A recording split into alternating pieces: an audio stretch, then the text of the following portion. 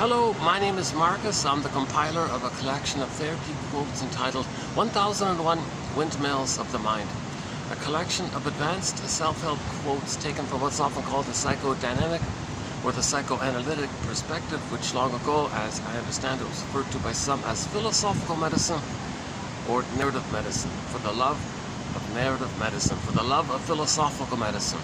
For example, almost 3,000 years ago, the philosopher Confucius said to his students, "Dear students, when I'm in a party of three, I always have two teachers. To the one I admire, I study from him. To the other, in whom I see traits I dislike, I search for those very same traits in myself." So way back then, Confucius was teaching and was aware of and was teaching others what we now refer to as projection. Something about you that you don't want to admit, you don't want to know because it's too painful to do so, but the psyche is trying to heal you. The psyche, the system, nature's innate drive for healing wants you to be reunited with yourself, reconnected with yourself, and you feel more whole, hence healed, healing and wholeness. So what the psyche does, what the system does is it somehow finds a way to get your attention. So it chooses a safe outer, something on the outside that's considered safe. And you say, oh, they have it, they this, they that. Well, that's like a mirror to know that it's within. So the metaphor is pretty good. It's like within there's a projection machine, and you, or the projectionist, and the contents are on the film, and you find someone else out there, and you project what belongs to you onto the screen of someone else, and you say, oh yeah, see over there, they have it, they have. No, that's just like a mirage, you know. It's a trick. It's a light show. It belongs within. But that's the way to help you to know that it's within. So like as above, so below kind of thing, inside out kind of thing. So we want to own our projections. So this is commonly called withdrawing your projections, owning your projections, shadow work. Shadow work, same idea. Something about you that you don't know. Mostly it's your authentic self. It's your true self, who you're meant to be had you been loved, and who you'd be had you been loved, and all the gifts, but how you felt when it was traumatized. If for whatever reason the baby didn't get the love that he needs to express his uniqueness and feel embodied and feel pleasure and have the quote-unquote more human side of being human in terms of his creativity and empathy and ethics and morality, the normal state of affairs. If he's too traumatized and in response he's in a survival mode, survival anxiety, projects the mother onto the world, thinks the world's his mother, always preparing for the battle with his mother, which he sees onto the world, always anxious because of great fear with the mother. But when you're getting older, you want to prepare for that experience with the mother. And the baby is passive, but he's getting older and sees the world as the mother. Already going to be more prepared on. That's called anxiety. So in the Disney film Inside Out, in the trailer, anxiety says, yeah, we got to prepare all the time. But what she means is you're going to be reminded of the mother. Now the baby had immense persecutory fears with the mother, and they were passive. The child was passive. So the baby creates a blueprint or a map or a schema or a script or a working model, understanding, some kind of stencil, some kind of imprint, some kind of, it's like sealed in kind of thing. And that's his understanding of the world. So he goes through life into the world and sees it based on this lens, this kind of stenciling thing. So he's going to distort what he sees because he thinks he's going to re-experience that problem with the mother. So the world's like the mother. So he's only, you're always anxious. You're going through life a little bit careful, a little bit vigilant. Because you're going to re-experience that old trauma with the mother. But you're getting older, so anxiety means you're preparing for an old fear which you forgot, but it's going to be triggered up by living in life. It's going to be triggered up. Again, anxiety means fear of something you don't know that took place in the past. Okay, and then now you want to, and the language of this old fear called anxiety is physiological. So there might be a person might speak anxiously with ums and ahs, like me. When I speak ums and ahs and stops and starts and self-corrections. So the physiological responses to old fear called anxiety can take a variety of forms: shallow breathing, or excessive perspiration, or just exaggerated startle response, or maybe a little slouching a little bit or something. Or you're aware of it, so you do the opposite. You want to aggressively, no, I deny that. So now you may be like manic. Now you might be like pseudo-aggressive and all that, to deny him. Shall I compare thee to an onion? So anyways, yeah, I got a very late start here tonight. It's already past 4. It's very late. It's actually probably the latest I've ever started a video. So this will be a very brief, short video here. because it gets dark here pretty soon. And so in most of the videos we've done, there's usually some kind of solid introduction to some of the basic points of psychoanalysis. You know, the soul freezes, repetition, compulsion, trance, turns to stingers and the clingers, the identification with the aggressor, the issue of symbiosis, the developmental needs of the child, how he needs a secure attachment style, and the 5 parts to it. Very important material. And then, you know, the scapegoating phenomena, the emotional triangle phenomena. Okay, and then, you know, the issue if the baby becomes the mother, to have a mother, but he's angry at her, how does that work? So the enter-evocation of the proxies kind of thing. And then the jungle slogans with the survival anxiety. And basically the difference between like the feeling self and then the survival self kind of thing. So we're mainly meant to live from the feeling self, the embodied self, the sense of self, the ontological self. I feel it's our Ramness self. So you feel embodied, you feel authentic, okay, and then the natural feelings of joy and pleasure and sadness. Sadness just means you admit a loss. It's not pain, really. When you can't feel sadness, then there's pain. You know, if you can feel sadness, that's a healing kind of response. You'll feel better. It's a natural response to loss. You need sadness, but sadness is only there when there's an authentic self. If the authentic self is frozen by the trauma, a person can't feel sadness. Then there's a lot of anxiety. So back to the Disney film I set out. If it's true that there's going to be a new character at the console, we didn't see it in the trailer, but somebody said later in the film we're going to see nostalgia there. So that's a defense against the inability to feel sadness or more. So if that's the case, then nostalgia is at the console because sadness is in the glass bottle, like Snow White frozen. Okay, so okay, let's back up a sec. The word of the year by the Merriam-Webster Dictionary Company last year, 2023, was authentic. So we're all born with an authentic self, a sense of beingness, a serene, inexhaustible fullness of beingness, your ontological self, your sense of self. And from this at home within, this soul castle within, psychic house called the soul castle, your embodiment, you feel like, oh, you feel a home within, you feel connected to yourself. That's called the feminine element or the feminine principle or the yin, you know, and you feel, that's the natural state of affairs, right? So, and then from there, you got the basic primary feelings, mainly joy runs the console. So, and when you have your embodiment, because we're conscious of ourselves, you know, then we can use our consciousness of our uniqueness, which we express. And there's meaning, pleasure, path with heart, loving life, etc. So we're okay like that. Then that's one way to, that's another way to refer to inside out. If you have your authentic beingness, then your doing is normal. So that's like, you want to come from this inside out. You want to have the insight to come to express outwardly, inside out. But if that beingness, if that authentic self, if the child has to freeze it, as a desperate measure when his mother's hurting him, he wants to protect himself, he wants to protect his soul. So if the mother's misattuned, malattuned, one of the old cunning tales. Okay, in the last video wasn't bad. I kind of summarized, I briefly ran through a few of the main old cunning tales by the mother.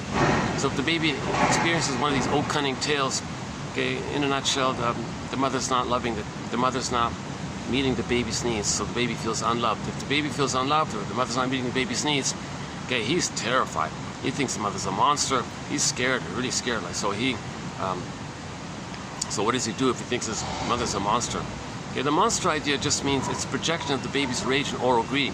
Because of the fusion, because of the symbiosis, because of the merging, it's all meshed up in one. If he's enraged, the mother's enraged. If he's hungry, the mother's hungry.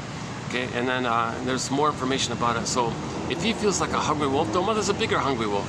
So now we think, now that image of the hungry wolf can take endless forms. It could be the guy with the horns, it could be the boar queen and white bear king Valama, so the witch Wanimi and Hansel and Gretel, okay, and any kind of frightening, dangerous, scary animal, half animal, any kind of creature, doesn't matter if it's enraged and it wants to gobble up the person. Okay, that just means the baby, that's code for that. The baby was enraged and wanted to take him.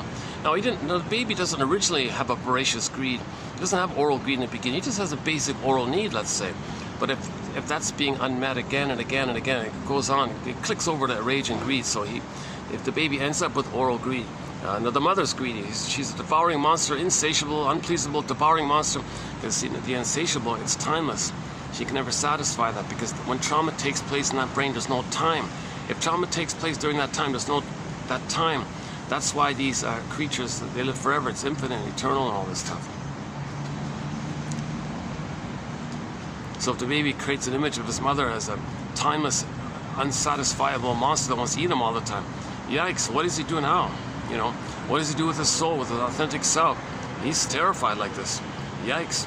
So first things first, his authentic self, he puts it into cold storage, flash frozen cold storage, puts it in a freezer, hides the freezer down a tunnel, down a cavern where the light has never shone, up a mountain, down another tunnel, on a boat some other place, down another, go to some other place, who knows, now it's lost kind of thing.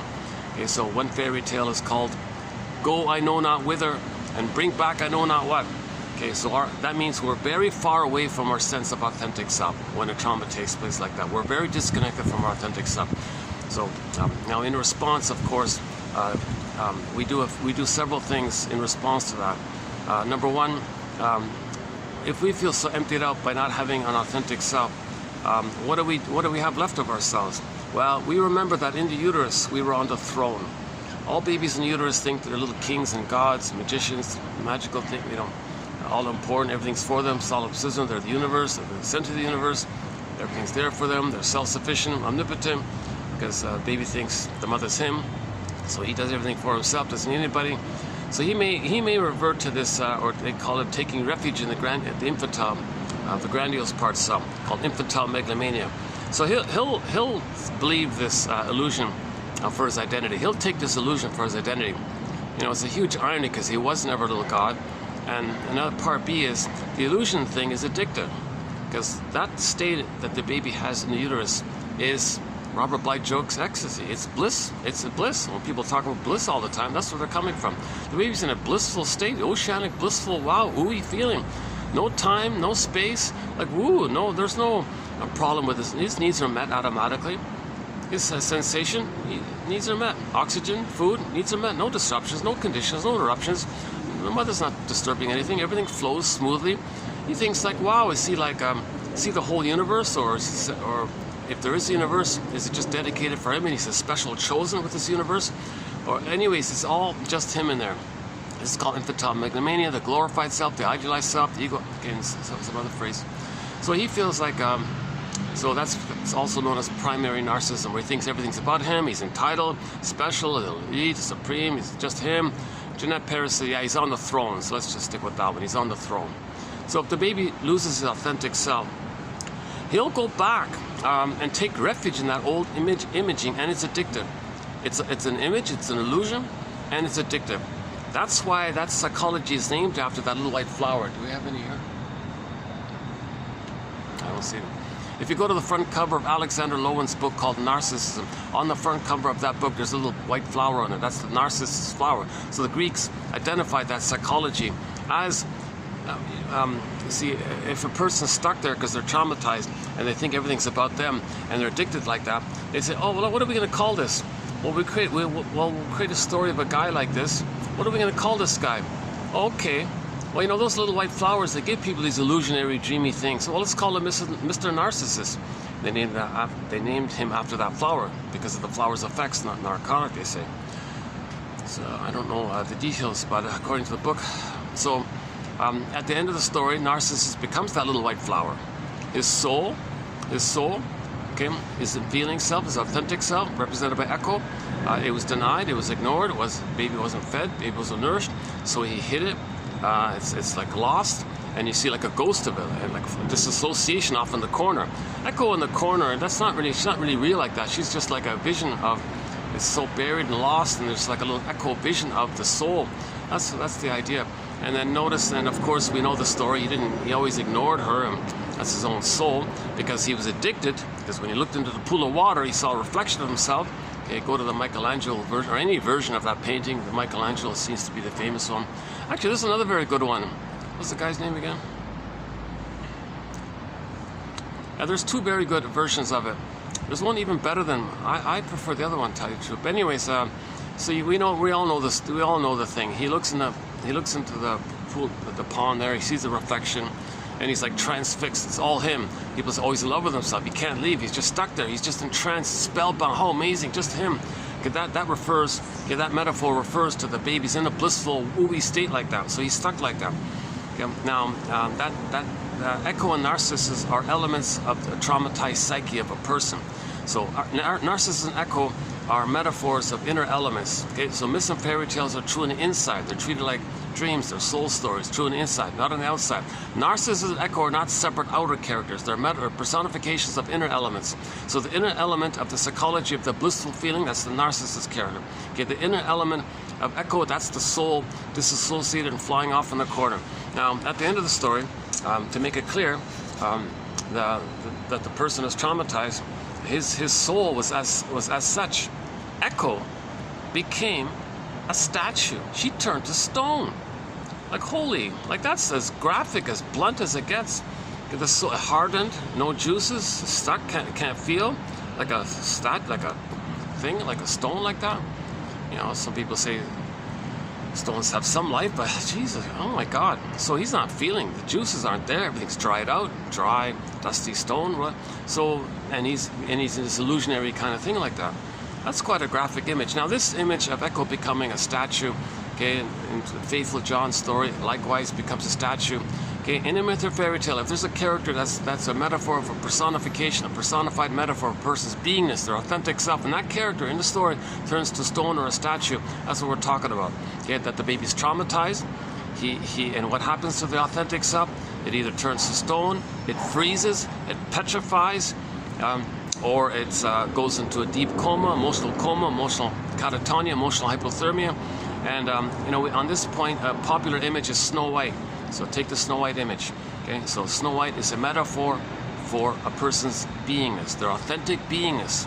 So how do we make a picture of our authentic beingness? Well, let's draw this nice young lady or something, Miss Snow White. Okay, like Echo, like Miss Core in the Greek myth, anything like that. Okay, so innocent maiden or a young lady or something like that. Okay, now we see Snow White, okay, in a coma, and she's in a glass box. So imagine that, the person can't connect with his beingness because there's a wall there, a barrier there, a glass wall, so he can't connect, like a barrier there, right? And you can we see that he has a beingness, but the beingness to boot is in a coma. So he can't touch it, and it's in a coma, and there's a wall there. So that's another way of saying he's disconnected from his beingness, from his authentic self. Okay, Miss Core gets pulled down into the underworld. Yeah, what is that?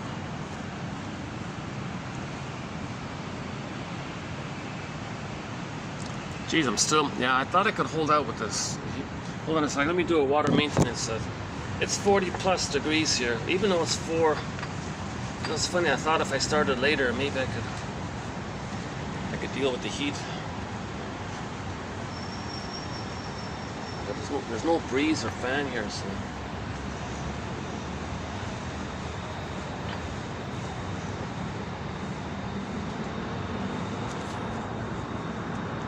Yesterday's video went okay. Yeah, that went up. I was at the Swan Place.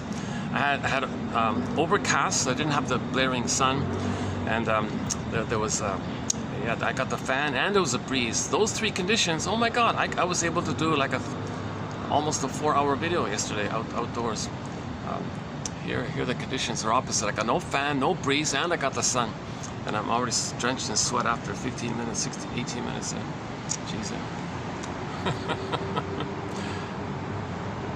It's Sunday, the lobby's pretty busy. I started off in the lobby.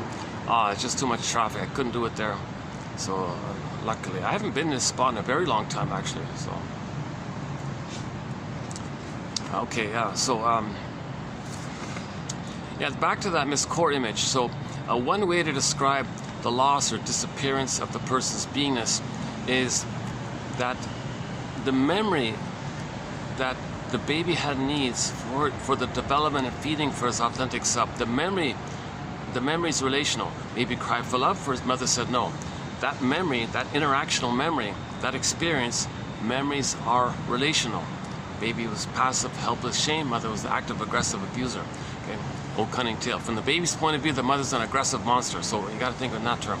So that memory is grouped in, so pressed in, pulled down into that unconscious. So that means it's way, way down in the brainstem, the amygdala area. Okay, now that brain is the timeless world. It's the survival brain. It's the gecko brain, the salamander brain, okay, the lizard brain. The iguana. Let's use that one. The iguana brain. People usually call it the crocodile brain or something like that.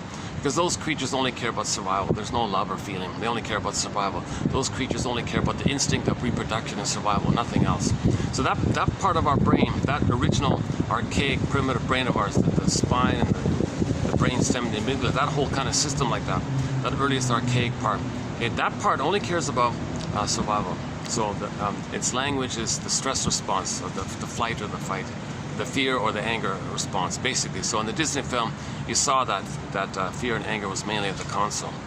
This disgust was mainly the physiological issue of distaste and dissmell, also related to survival, because the poor rat, the baby, can't eat broccoli when he's just a few months old or 2 months old or something, so she spat it out. Physiological issues. So when Miss Core got pulled down, okay, that's a metaphor of saying that the beingness didn't develop, and the memory of this issue is in that survival brain. So it's really lost, right? It's really lost. So Miss Core is in the underworld like that. Okay, now the backdrop of the underworld is the hell scene. Okay, a metaphor for the emotion of shame. So when the identity is rejected by the mother, he feels shame. So again, myths and fairy tales are metaphors. They're true on the inside. Okay, shame is this kind of burning, biting feeling. So the storytellers, oh, let's create a scene. Let's call it hell. Okay, and let's call the fiery thing. So that describes shame. They're talking about shame. Hell means shame. Hell is the metaphor for the emotion of shame. So when Miss Core got pulled down into this underworld, okay, they mean that the baby was shamed. Mother didn't see him, reject him. Mother used him. Mother, whatever. Any one of those old cunning tales.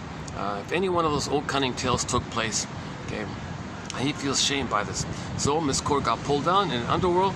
Okay, now the character that does the pulling down can take any kind of form. It doesn't have to be the guy with the horns. It could be any monster, scary creature, anything, because that's the imago that the baby makes of a condensation of his mother seen through his feelings and needs. It creates an imago. So no, the mother's not the guy with the horns, but from the baby's perspective, he creates an imago, okay, by taking some vague impression of the mother, like the breast, let's say, okay, the mother's eyes. And if he's angry, the mother's angry. Anger could be the flames. So put the two flames on the breast image. Maybe now you're starting to get the guy with the horns, and so he's enraged. Okay, so guy with the point is, whatever image the baby creates, it's a condensation of something about the mother. It's vague, but whatever it is, okay, it's enraged and it wants to gobble him up. Okay, that's an imago that the baby creates as a compromise to not get too much stress hormone, too many stress hormones. Discussed 2 videos ago. There's a little dialogue there we have between the baby and his amygdala, a little dialogue like that. So it's a compromise. He says, all right, brain, don't send me all these stress hormones. You're doing it because you want me to run and fight and all that camp. So let me trick you. The mother's the monster. Now, I have no needs. The mother has the needs. I'm not angry. The mother's angry. So that's the issue. So he ends up with an imago. And that's the issue. It's set now. He's thinking in those terms, that the mother's like that. That's why you get anxiety, because if you go through life reminded of the mother, you're unconsciously reacting to that old unconscious fantasy that you created. The mother's a monster, so you're terrified, and your body's preparing all the time. That's what they mean. Okay, so okay, that's just one variation. Okay, so the beingness part, okay, can be like Snow White in a coffin, frozen. Okay, Miss Core getting pulled down, so it's lost. It's recorded in the survival brain. Okay, and she felt shame, and we see that it's connected to the mother who did this, but the mothers didn't do it. It's the image the baby makes that he thinks did it. It's a misunderstanding. Baby's trying. You can forgive the baby. He's trying to cope with the situation. No baby expects to have to deal with an abusive mother. And baby's being betrayed. Total, complete trust. The great hope for mother's love. And when the mother, what's the mother doing? Rough handling him, mishandling him, bottle schedule. Okay, maybe the mother creates a drama with the baby. Baby, when I was a baby, I didn't get love. I want to replay that. So you play me as a baby. I'm going to see you as me as a baby. I'm going to do to you what my mother did to me, because I've become her, and you're going to play me. And now I'm going to see you as my mother who hurt me, and I'll be me, and I'm going to be angry at you because I'll think you're my mother. Poor baby can't say, what the hell? Hold the phone here, mother. I'm neither you nor your mother back in the nursery. Well, the mother can't see the reality in the present. Yes, cognitive, she knows the present, but her emotional, feelingful life is still struggling to get mother's love. So she didn't get it. So the mother is stuck in this timeless loop of crying for love. Mother said no. Crying for love. Mother said no. So in new situations, she can't play herself anymore. So she proxies the baby. Baby, you play me as a baby crying for. I play the mother says no. So in other words, you cry for me, and I'm the mother says no to you. Baby, you cry for me. I say no to you. Mother, what, you're hurting me like this. This is, no baby expects to be treated like this. No baby expects one of these old cunning tales. Some mothers have this attitude that maybe they can use the baby to help them find themselves. Okay, the poet Anne Sexton said, yeah, I made you to find me, daughter. So this lady in her senior years wanted to apologize for hurting her daughter, who's in her 40s and having a lot of troubles. So she wrote a letter, said, I'm sorry. When you were a baby, I didn't see you or notice you. I didn't read the book, Babies Are Human Beings. I didn't read Gibran's poem on children. I didn't read Virginia Satir's poem, I Am Me. I didn't read Augmendino's poem, Nature's Greatest Miracle. I didn't see you as like a person like that. I only thought that I could brainwash you to function as a substitute mother for me, because I didn't know who I was. So I made you to find me. So I brainwashed you to be dependent on me. Okay, so I rewarded your dependency on me, and I punished you if you try to be yourself. Okay, you're with me. I said to you, you're with me against me. Mother, I can't live without you. Good, so I rewarded you. And if you had self-initiative to be yourself, I withdrew to scare you, so you'd be stuck in a trauma bond with me. Now you're dependent on me. Now I know I have a consistent, stable, reliable person, and that'll help me to find myself. I made you to find me. So she parentified the baby. Another old cunning tale. And we've got several others like this. And what does the baby do in these old cunning tales? So he freezes his soul.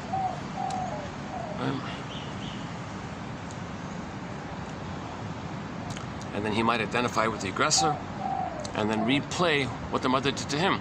So that kid grows up, let's say it's a daughter, she grows up, has a child, and replays what had happened to her. All right, baby, you're going to play me as a baby, and I'm going to play the mother who shamed me. So I'm the shaming mother. You play me, I play my mother, your grandmother. I'm going to replay what happened to me. So since I see this all time as that past, I don't understand time emotionally. So emotionally, all time is that nursery time. And I'm just using the present as a staging thing. I don't care about the reality of the present. I'm just using the reality yes, the reality of the present, but I'm just using it for the bigger agenda of my emotional need stuck with this conflict with the mother, where I'm in a timeless loop where I cry for love, mother said no, I cry for love, mother said no, I cry for, okay, it's too painful. So baby, I can't do this anymore for myself. So you play me, I play the mother says no to you. So I'm gonna reject you the way mother rejected me. So thank you, baby, you played the proxy and fulfilled that role, that cycle. I couldn't cry anymore, you cried. So I hurt you the way my mother hurt me. But the truth is, I am angry at mother, so now I'm going to flip-flop, hocus-pocus, Alice in Wonderland, shape-shift, morph. I'm going to see you now as the mother who hurt me. I'm going to play myself. And originally, I was trying to control the mother at some point. Yes, I identified with her to please her and have a mother. At the same time, I'm angry at her, so I wanted to control her, to change her ways. I thought if I could gobble the mother up, I thought I had this oral greed now. I thought if I could gobble her up, possess her, control her, maybe if I control her, maybe mother will do what she's supposed to do or something. So now, baby, you're going to be my mother back then. I'm going to control you and dominate you. See, I got all this encouragement because originally as a baby, I was kind of passive. Like now I'm older and you're kind of smaller, so I have a better chance to... Baby can't say, hold the phone, mother. You're doing it again. I'm neither you nor your mother back in the nursery. So she's replaying this kind of thing. Okay, I'm doing a kind of a choppy, rough job here. Yeah, I'm having a slightly off day today. It's not one of my better days. Yesterday was a good one. I've done some good videos lately. I think 28, 25, and 6 were two good, strong ones in a row. I think 8 was good. I think 30 and 31 were also good. Is that right? The last one I thought was good. 30 was good. So like I'm having a greater percentage of my videos. I feel like I'm doing a better job. It used to be like 1 out of 10 was okay. Now it's kind of like maybe half and half kind of thing. So I think on my end, I'm kind of pleased that my delivery is getting a little better, but I still tolerate the off days I have kind of thing. The main thing is not about my delivery for the viewer here. It's about the quotes. You click the word link, you'll get the quotes. So we have 10,000 quotes in our collection. Okay, something like this. So imagine this times 2,000. Okay, imagine that page times 2,000. That's our encyclopedia. 10,000 excellent quotes, clear, fun, educational. Okay, I'm not a shrink, I'm not a professor, so if I get it, you're going to get it. And the aim is that hopefully 1 out of 10, if somebody reads 10 on average, the odds are, okay, numbers game, I guess, my hunch is, if someone reads 10 quotes, one's gotta, I feel like one's gonna be of interest. One's gonna click, it's gonna give a person, aha, oh my God, oh I get it, oh that's, oh thank you, what a relief, and now I know, oh what, oh gee, something like that. And then you kind of go from there. But you gotta do that every day, kind of thing. And it's not just one, of course.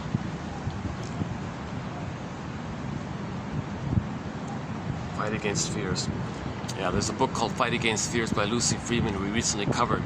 In 1951, a book called Fight Against Fears by a journalist. She was a journalist, not a shrink. But she went to a shrink and reported her experience with the shrink in that book, Fight Against Fears 51. Very good book. We just completed 5 videos of quotes from it. So she was saying, all these old fears, I got to fight against these old fears from the past. I'm anxious, I'm fighting, so I'm manic, I eat too much, I drink too much, I'm manic. What am I doing? Well, these feet, you're. So she thought she was wrongly fighting these old fears, I guess. Not the best title for a book, but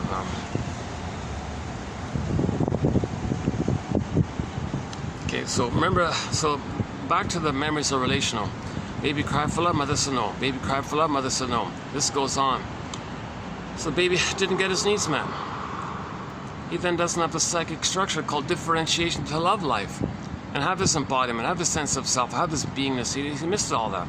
Baby needs to be loved to get that. If he's not loved, it's all frozen. So he still has that need. So now he's in this relentless, unrealistic hope and a repetition compulsion that somehow he's going to get that need because there's no time. So all time is that time. So even later on, he's still repeating that thing. But later on, he's not in the nursery, so he just distorts the present, doesn't care about the present, just emotionally relates to it like in the nursery. So he's still crying for love. Everything's love or cry for love. Mother, I need your love. Mother said no. Mother needs your love. Mother said no.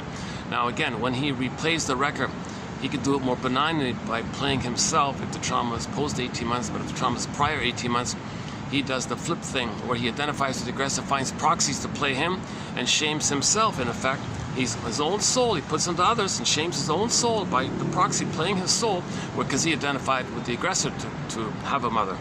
So in more severe cases of child abuse, the baby becomes like the mother and forgets himself. He puts himself into proxies and shames the proxies because he did the more desperate thing called identification with the aggressor, one of the most desperate things that a baby can do. He doesn't know himself. He gives up on feelings and trust and empathy and care. He gives up on the quote-unquote more human side of being human. He's only in survival mode of imitating the mother and treating others and finding proxies to play him. He plays the mother to be loyal to the mother. He shames others who is him, loyal to the mother who had shamed him. See, mother, I'm mimicking you. We're just like you. We're one. I'm just like you. So the baby did it to have a mother. And the baby did it thinking that if he can imitate the mother, maybe she'll feel seen. And then one day, oh, thank you for mirroring, mother. Thank you for seeing me. The mother might say to the baby, well, thank you for imitating me. Thank you for mimicking me. I feel seen. I feel supported and seen. And now I can separate, be a loving mother, and return the love and give you what you need to be. I need you so you could need to be seen. You saw me. Now, babies can't do this kind of thing. Okay, they're going to fail. That's called unconscious guilt. I failed in a task. Is it because they're defective? It's called unconscious shame. No babies can do that. No babies can save a traumatized mother, make her be a loving mother. So he's got no real good mother, a loving mother, so to speak. So he splits it. Oh, mother's a monster. And then he compensates by hallucinating a goddess. That's known as his famous splitting mechanism. So he has no memory of a loving mother that he can internalize, from which he can separate, differentiate self and other, me, not me, like boundaries like that. His self-identity is distinct. The mother's a person. Mother's a person, he's a person. He didn't get that kind of chance. So he's now dealing with this very traumatic state in the mind called a splitting mechanism. In effect, there's not one mother, there's two, goddess and demon. Well, neither is the mother. He's got no mother, he's got goddess and demon. This is really a troublesome kind of thing like that. So he doesn't know himself. That's known as the famous splitting defense, psychic splitting. Some babies may do this briefly, but it's not meant to go on forever like that. if it goes on forever like that, they'll end up a bitter, stingy, grungy curmudgeons, because with no identity, you don't mourn losses. But when you experience a loss, you can't feel the pain of it. So yes, you can do nostalgia for a while, maybe. That can help a little bit. But again and again, it's not going to work. So when you experience loss, all the old previous losses and the unprocessed losses from the past are triggered up. So another loss, it accumulates, a snowballing effect. Another loss, all the past losses are triggered up.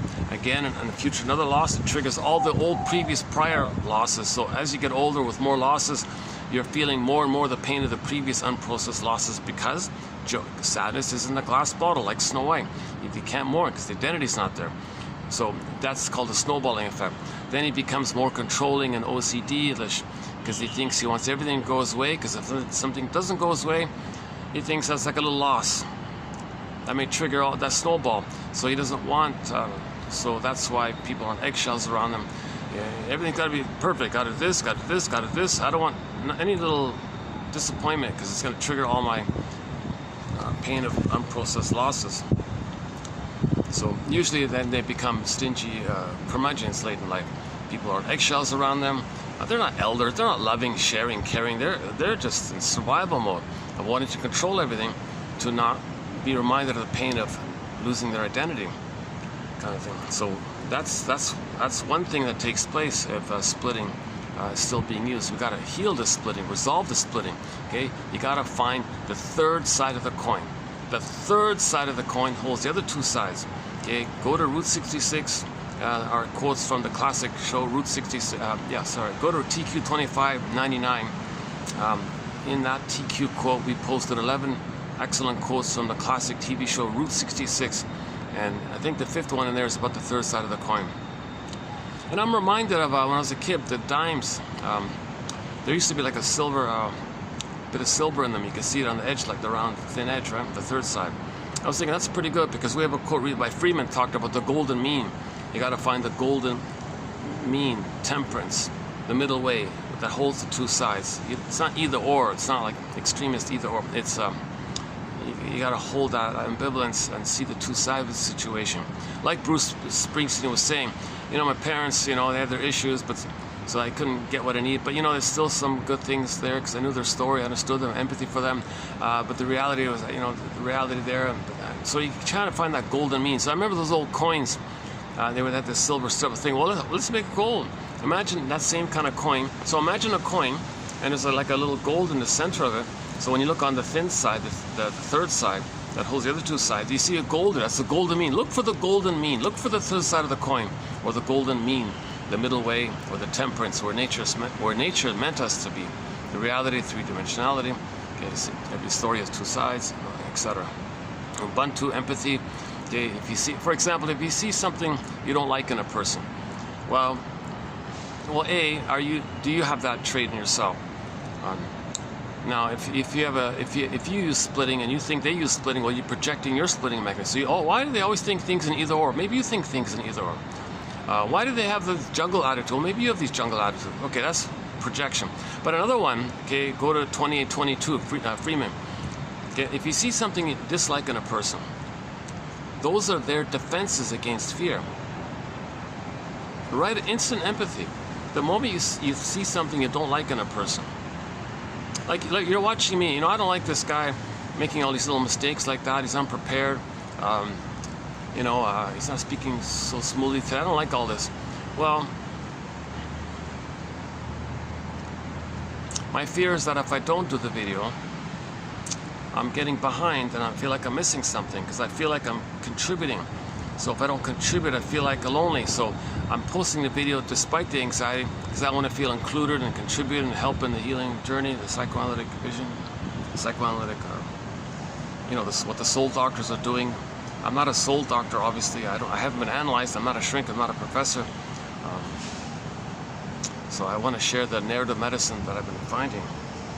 And as far as I know, 1001 Windmills of the Mind is the only collection on the planet of these quotes. I can't believe it. Unbelievable.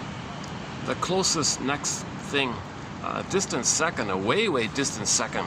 I mean, like a way distant second, is a book called Wit and Wisdom and Dynamic Psychotherapy by a guy named Gregory Bauer. He's got all that disturbed, perverted English translation of Freud, so you take that nonsense out, and what you got left of his collection of quotes represents a tiny sample of what we have here. Plus, I found a few good quotes from that remaining section and included into our collection. Okay, and similarly, I took out the best quotes from Laponche and Pontalis' Dictionary of Terms, and Moore and Fine has some terms in there, and all the psychology books that I could find, the entries on psychoanalysis that were clear, I have in the collection here. I'm skimming and scamming the material and reading the abstracts and whatever journals and books I can find. It's sometimes I really scared that a book might disappear forever, so I pay a high price to order a printed rare book or something, and oh good, I saved those quotes. I feel like I want to pass along this kind of thing, because a lot of books are not being digitized, or they were digitized and are being removed or withdrawn from the libraries. Can you believe it? So a lot of these quotes are very hard to find. My God, even the Route 66 quotes, nobody's posted those quotes from Route 66. I hand wrote it out when I was watching the DVD. Oh my God, you gotta be kidding. I searched around. Did anybody publish or print an article about Route 66 quotes? It's very psychological. A lot of the episodes, well, some of the episodes are very psychologically minded. Did somebody write it down? Is there any kind of transcript? Nothing. Zilch. Oh my gosh, I just hit play, pause, play, pause. I just wrote it down like that. So I got 11. I think I got the best 11 from there. And I've done that with other shows as well, like Jump to the Fans, The Fugitive, and like a sprinkling from others. We even have one from Happy Days, can you believe it? Recently done. Classic shows, old shows, films, Spellbound, Now, Voyager, Lady in the Dark, okay, that uncertain feeling. So I'm also picking out psychologically minded quotes from films and TV shows, new and old, whatever. If I can find an insight, wherever it is, I want to get it in our collection here. So I've been doing that. So we got 10,000 now so far.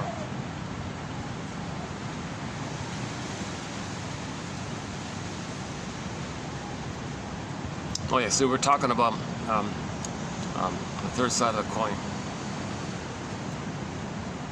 So empathy, right? So people are trying to meet their needs. Everyone's crying for love. Actually today there's one as well. What did you say here? Empathy, nostalgia is what humans share. So we all experience nostalgia. So that's another common, something else we all have in common, right? I long, therefore I am. So this issue of nostalgia, this fantasy that if we're under stress in the present, we can, as defense against the pain of loss or any kind of problems in the present, well, you can just imagine something in the past, okay, and then morph it into a fantasy of something better, and then make it timeless, resembling to trigger the time when you're feeding with the mother at the breast and everything's heavenly and peaceful, or you're in the uterus. There's no time there. You're safe, you're in heaven, you're in paradise, you're in Shambhala, you're in Shangri-La, eternal bliss, blissful oneness, and it's awesome. Like you're like in that kind of place. So that's a defense against reality. So nostalgia, we're talking about pathological nostalgia, when nostalgia is used as a defense against your life in the present, a defense against growing up, a defense against healing, a defense against admitting time, a defense against anything you don't want to face. Well, okay, let's watch old sitcom and just imagine, I was a kid, I watched this, and and you don't think about time too much. You just lose yourself like in a daydream or something. And that daydream is meant to kind of be a simulation of the time when the person as a baby was nursing, when all babies are in that state called the blissful oneness time. Again, in the unconscious, in that babies don't know time. So you want to go to that baby time when you're in some kind of utopian, paradisical, imaginary thing, okay, and you regress like that. So under stress, we may all engage in that to some degree or another. I think I'm assuming everybody at times may indulge in that sometimes. You do it with ice cream, you do it with a beer, you do it with a cigarette, you do it with any kind of any kind of escapism kind of thing. If you want to read some escapist novel to escape you don't want to face your life, so you read some kind of escapism. So you watch TV, or Like you read literature that's not interpretive literature. You read escapist literature, so to get you away from your life. So that's all a little bit nostalgia, looking for some blissful, safe place where you can dwell. This fantasy, utopian, blissful kind of place. It's all made up, of course. You see, so you got to. It's a little dangerous. You can't do that too much, right? But you got to interpret it. That's a defense against fears like that. So that's why in the Disney film, when sadness is in a bottle, if Riley has a loss, the sweet old grandmother might come in. Let's take you back to the time, you know, in our first childhood at home, and I baked your cookies, and I was there in the kitchen. You can smell the nice fresh cookies, and you know, and we had a nice backyard there. And your dad made turned the pond into an ice rink, and he taught you how to skate, and taught you how to play hockey and things. It was very peaceful around, moon, perfect weather, calm, serene environment. Maybe some deers and rabbits around. It was really nice and very safe. And no, we didn't hear any. There were no like neighbors around, no noises. We had like acreage or something. It was really nice like that. So just so you might kind of now. It's not like a direct memory. It's meant to be an elaborated, made-up fantasy memory based on something from the past. It's what you do is you do something in the past, and you just say, "Gee, what if it were this? And what if it were that? And what if this happened? Or what if that didn't happen? And then what would have happened if that didn't happen?" And you kind of dwell in that kind of pathological nostalgia. You know. Now, some of it's healthy because you're reflecting, you want to learn. So that's a different area. We're not talking about self-reflection. We're not talking about the occasional, normal nostalgia or something. We're talking about when you're doing it to get away from your life in reality, as to escape from your life, to not want to grow up, to not admit time, to not mature, to not be an adult. You're doing it like that. Why don't we it's seductive. Yeah, there's nostalgia is seductive. Oh yeah, she was saying that even the Odyssey, one interpretation of the Odyssey was all these characters like the Sirens and Calypso and Circe. It was a little seductive. You don't have to go home. You don't have to find yourself. Just stay in this dreamy kind of area. So all those islands were like dreamy kind of places, Lotus Land, Dreamy Land, all these things. I don't really go too much for that interpretation. Nostalgia, okay, unrealized dreams of the past. Yeah, so you're focused on the unrealized dreams of the past. Erroneous representations. Are we doing this now? Okay, let's hang on. So today's quotes are mainly on nostalgia, so we'll get there. Hang in there. Sort of a new topic. We have a major topic on complicated grief, aggravated grief, the derailment of the grief process, melancholia, pathological. So we do have that kind of general topic in that kind of area. But just sort of as like a branch from it, I want to focus specifically on how people understand nostalgia in general terms or in philosophical terms, because they add something to it, the poet people, literature people. And I think even though we go off on this philosophical side branch, I think it traces back to this old issue of unmet symbiosis. Because if you can't mourn, if you can't accept the loss, okay, that means you didn't get the symbiosis to do so. So you go back, where's my symbiosis? Where's this perfect utopian where I was loved so I can face reality of life and live in the present, accept time. So if you can't, so I think my guess here is pathological nostalgia. Okay, shall I compare thee to an onion? If you trace it, layer it all down to its core root, it goes back to this issue that all babies need a blissful paradise with the mother, a oneness with the mother for the first 4 to 5 months as a continuation of what took place in the uterus. Okay, you don't want to break there like with the birth trauma. You want a continuity there. Leave the cord, leave the placenta, hand the baby to the bosom, skin to skin, smells, room is warm. No, okay. There's a whole topic about this. So Le Boyer, birth without violence. Okay, the Lotus birth and Klaus and Kennel's material, the hormone. There's a whole body material about this transition and the position the mother takes, and the tailbone, and all these issues going on. So the baby needs a blissful oneness.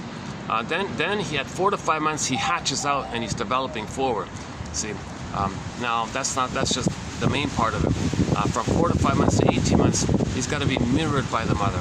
He's got to be allowed to be seen by the mother as being amazing and wonderful. Look at you, I see you. Isn't that great? Because he still has infantile megalomania up until 18 months. Then, okay, post 18 months, he's mostly there. He's more than halfway there. You got to get the child post 18 months. But trauma between 18 months and 36 months, it's still hard to mourn. You don't have the psychological birth. It takes place at 3. So, but it's mixed like that. So the clingers and the pleasers also don't mourn actually, but they have a kind of hope too, so they may have an easier chance to get to the place where they can mourn losses. But trauma prior to 18 months, it's more complicated. There's more flips and twists going on. There's more of a labyrinth. There's a labyrinth within a labyrinth. A puzzle within a puzzle. There's more going on.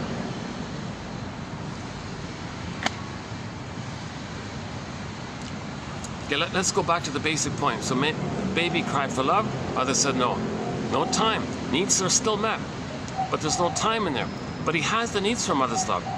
And there's no time. But the need is there. So the need says, mother, I need your love. But wait, if there's a pain. So he doesn't know the need. But the need is still there. Yikes. Okay, that's a huge inner conflict, the wish and the fear. That's a huge inner conflict called the wish and well, let's call it the cry for love conflict. Imagine this loop memory, a metaphor, as it being grooved in on a 45 disc record. So imagine one of those 45 vinyl plastic disc records, and they only have one song. Let's call it the cry for love. That memory, the baby cry for love by the son. Let's imagine that as a song on a record. Let's call it the cry for love, let's say. Okay, side B is the same song as side A, or there are no grooves on the side B. The point is there's only one song called the cry for love. That's the only song he knows. Every neurotic is a music enthusiast, but he only has this one song. In every new situation, he plays that one song. Next new situation, same old song. Next new job, new place, new environment, new whatever, same old song kind of thing. He would love to love life and enjoy the present, but he's got to play that old script, that old song. Mother, I need your love. Didn't get it.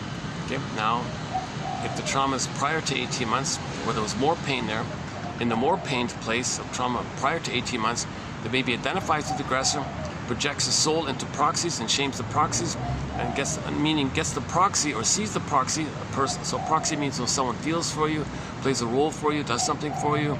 Okay? So now you see the proxy as you, the baby. So it's a melodrama, psychodrama, staging. So you can feel the past into the present. So the present is the presenting past, or the present is still the past, or the present you transfer the past to the present. So the present is like a new edition, a replay of the past, a reenactment of the past. It's still the past, or just simply the past is still the present. So you use the past for the present, looping thing. So you're not enjoying the present for what it is. You're not seeing the present for what it is. You're not loving. You don't have those many songs because you only have that one record. You have this compulsion, this never-ending fiery compulsion to cry for love. This traces back when the baby comes out of uterus. All of his energy, all of his push, all of his drive. Where's mother? Where's the nipple? That's all he's thinking about. He has no other question in his mind. Where's mother? That's the only thing he's got in mind. It's the first survival. It's all his pushes like that. If something failed like that. So a new situation, he's doing it again. But the trick is, prior to 18 months, he just imagines someone else doing that for him. The proxy. All right, you play me desperately crying for love. I've identified with the mother. So in the replay of the past, you're gonna play me, I play my mother. So go ahead, you play me, and just as my mother shamed me, I'm gonna shame you because you're me. Now, okay, that's part A. Part B, the reality is he really is angry with the mother. All right, thank you for playing me. Now I want you to play my mother. And I'm gonna play me. Now I want to control you, thinking I'm gonna control the mother. So this is a very disturbed stuff. The shrinks call it perverse thinking, psychotic thinking, schizophrenic-like thinking, psychosis thinking. Okay, it's not reality, okay? Again, that mentation is called primary mentation. Alice in Wonderland thinking, Neverland thinking. There's no things can flip, twist, shift, no time. This can be there, up is down, left is right. The cat says, everything's mad in there. Don't expect any kind of logic. Morphing things and this and that. This can mean that and that can mean that. Everything's true, everything's not true. There's no any kind of normal conscious logic. So he can use the proxy as him as a baby, and then flip. Oh, you're going to be my mother now, like Quicksilver. It's hollow mirrors, like there. It doesn't. But that's his attempt to be loyal to the mother. Mother, I'm just like you. I'm going to shame myself. Now, mother, sorry here, I can't totally shame myself. I will shame myself, be loyal to you, because that's what you did to me, and we're one like that. So I'm pleasing you, I'm loyal to you. I'm loyal to you. You shame me. I'm you, so I'm loyal to you. I'm going to shame myself and think badly about myself. But the thing is, mother, I got to do a little bit trickier with you. I got to find someone else to play me, and I'll shame them. And that helps me to distract myself with the pain of me shaming myself the way you shame me when I shame someone else. So mother, I got to do both. I'm going to shame myself to please you and shame someone else who's playing me to not feel so much pain. So it's like a compromise like that. Now, mother, I'm still loyal to you. I'm not going to fight with you. I'm going to fight with the proxy being you. See? So he's loyal to the mother. Dysfunction is loyalty to the mother. Dysfunction is trying to save the mother. Dysfunction is trying to please and rescue the mother. Dysfunction is still this trauma bond where the baby identifies with the aggressor to have a mother. So again, when the baby comes out of the uterus, mother, I need your love. Mother said no. The baby might think to himself, gee, wait a minute. If everything's love or a cry for love and mother's not loving me and she's using one of these old cunning tales on me, that's hate and anger, and oh, I'm going to interpret that as a cry for love. Hey, mother, I noticed that you're crying for love because you're not loving me. So if you're not loving me, I'm going to interpret your negative, your hostility as a cry for love. Don't worry, mother. I'll save you. I'll cure you. I'll heal you. I'll fix you. I'll make you be a loving mother. I'm a magic baby. I'm a little god, infantile king like this. I can do anything. I'll save you. I'll fix you. Mother might say, how's that going to work? Well, tell me, mother, what did you need? Well, baby, when I was a baby, I didn't get my symbiotic blissful needs met. I didn't get that merging and blissful oneness of my mother where she soothed me and comforted me and mirrored me and thought well of me and accepted me and all this. I didn't get that kind of stuff. I was removed, put in another room and wrapped in a towel and sent away, a nurse or plastic bottle. I missed that blissful period. All right, mother, I get it. Mother, since we're already one, okay, now what I'll do is I'll be that mother that you need, and you can be the baby. So I'll mirror you, I'll imitate you, so you'll feel seen and you'll be fed, and so I'll play the mother that you needed. Gee, baby, I don't think it works like that. Well, baby, oh, mother, you're not giving me much of a choice here because I got to save you if I'm going to have a mother to find myself, so I got to save you. Plus, I need a mother. I can't make it on my own without a mother. I can't be on my own. I got to have a mother. That's my only way to have you, is to try to save you. You're putting me in a real dilemma here. So he'll be stuck in this timeless, endless, infinite loop of repeating onto himself what his mother did to him. So his mother hurt him, okay, he becomes her, play the record, okay, new situation, he plays the record, the turntable, okay, sorry. Every neurotic is a music enthusiast, but he only has one record, which he carries with him everywhere he goes. Every time he sees a turntable with never-ending fiery ardor of compulsion, he runs to the turntable and plays that tune, meaning in that new situation, he dramatizes that scene. But in the stinger mode, in trauma before 18 months mode, he doesn't play himself. He finds proxies to play him. Proxy, I'm going to see you as me as a baby crying for love. You play me crying for love. That's proxy, the role. You're going to play the role of me as a baby crying for love because I've identified with the aggressor. Hey, watch this, mother. You see that over? See, I'm going to act like you. So now you're going to see me shaming myself, and you're not going to see me shaming the proxy because you don't care about that. I'm going to shame the proxy. That's for you to think I'm shaming myself. I am shaming myself, but for myself, I got to shame the proxy to distract me of the pain of repeating it. So, mother, I'm shaming myself because the proxy's me, and you can't tell the difference. So we're loyal like that. Okay. Oh, okay. Well, doesn't work. Did that save the mother? Really? Did shaming someone else take you back in the time machine where the mother loved you? It doesn't make sense. And I'm psychotic thinking. But the positive intention is he has that positive intention to replay the past and do it to get the love that he's needed. Once again, the reality is he is angry at his mother. So hocus pocus, auto-hypnosis, okay, shape-shifting, morphing, flipping, quicksilver, twist. Okay, the proxy, he'll say, okay, thanks for playing me. You're going to play my mother. I'm going to play me and continue my fight with my mother. So I'm going to emotionally control you. I'm going to dominate you, control you, because that's what I'm trying to do with my mother. That's what I tried to do with my mother. But I'm still in that place. So, okay, now once again, the proxy person involved in this can't say to the person, yikes, hold the phone here. I'm neither you nor your mother back in the nursery. He doesn't care, makes excuses. He'll make any kind of excuse. And there's a whole list of long excuses he can make for why what he's doing is reasonable. That's called rationalization. Okay? It's when you want to give the appearance to being reasonable as a camouflage to cloak the deeper agenda. Because he can't admit the deeper agenda. It's too painful. He's got to lie to himself and others. Okay? a separate topic, a thing called rationalization. Doesn't mean he's being rational. It's a lie. It's an excuse to fool everybody and himself.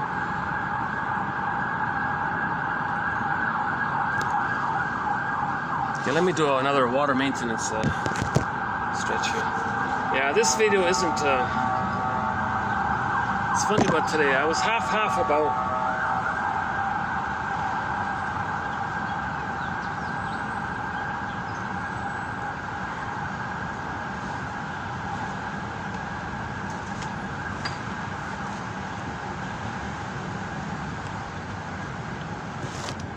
You know, the truth was, I wasn't planning at all to do a video today.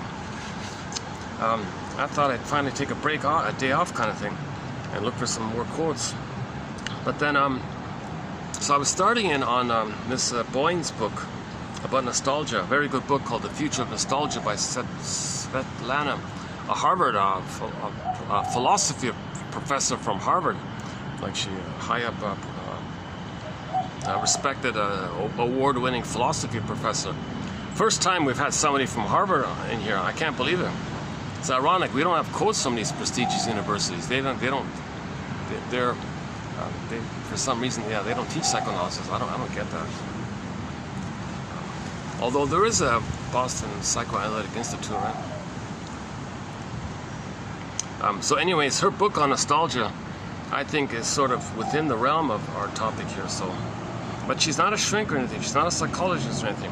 She's just a regular philosopher kind of thing. So I started in on her book and added a few quotes. I thought, oh my God, she's a clear writer. She's kind of spunky a little bit and kind of animated a little bit, clear and slightly poetic sometimes. And oh my God! And quickly I got, you know, mostly today's quotes here. And this was just chapter 1 of her book. I thought, oh my God, this is only chapter 1. Oh my God, we might have like 5 or 6 of these by the end of it. So I thought, well, let's get these out then. There's enough for today, and then I'll. I want to keep. So I unexpectedly found some good quotes very quickly. So I thought, okay, well, let's get these out. I'm not in the mood for it, but let's get them out anyways, because that's constantly my feeling. When I get good quotes, I want to post them. They've been buried for too long. We got to make this public. Hopefully Bruce Springsteen will find this and give an endorsement.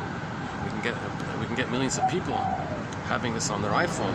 This needs to be widely distributed because like Ruben Fine was saying in the last video, the high schools are not giving any emotional nourishment about our self-identity. Zilch, nothing, nada. It's pitiful. And then people are lost. And then we talked about the song Logical Song. The band Supertramp. He said he talked about the nostalgia. Gee, you know, as a child, things were great. Birds in the trees, so happy and all this. Then I went to the school. Yikes, and I don't know what happened, but I feel very cynical now after going to school.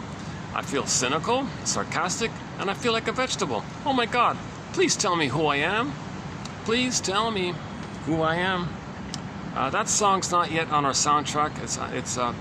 We may add it on later on. So we have an amazing soundtrack. If finally we do have one Supertramp song on the soundtrack, it would be that one. That's the only one really, right? We got lots of classic rock and songs from around the world, all genres, opera, folk, so on and so forth. Steve Perry recently, Elton Gun from Turkey, Na Ying from China. A lot of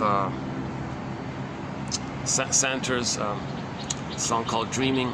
So for this topic here, the song we're featuring is Santer's, I don't know the boombox, but about a tech issue and location issue. But the song that I would have liked to have played is a song called Dreaming by the Santer's band, Santer's. The live one. So on YouTube, type in Santer's Bootleg. That's it, Santer's Bootleg. You'll get 5 songs off this bootleg live. Very clear, good recording. And one of those 5 songs is a song called Dreaming. And it's a good song for our topic about nostalgia. I'm dreaming of the man I used to be, where I'm free, like that, like I'm free, you know. So he's escaping his problems.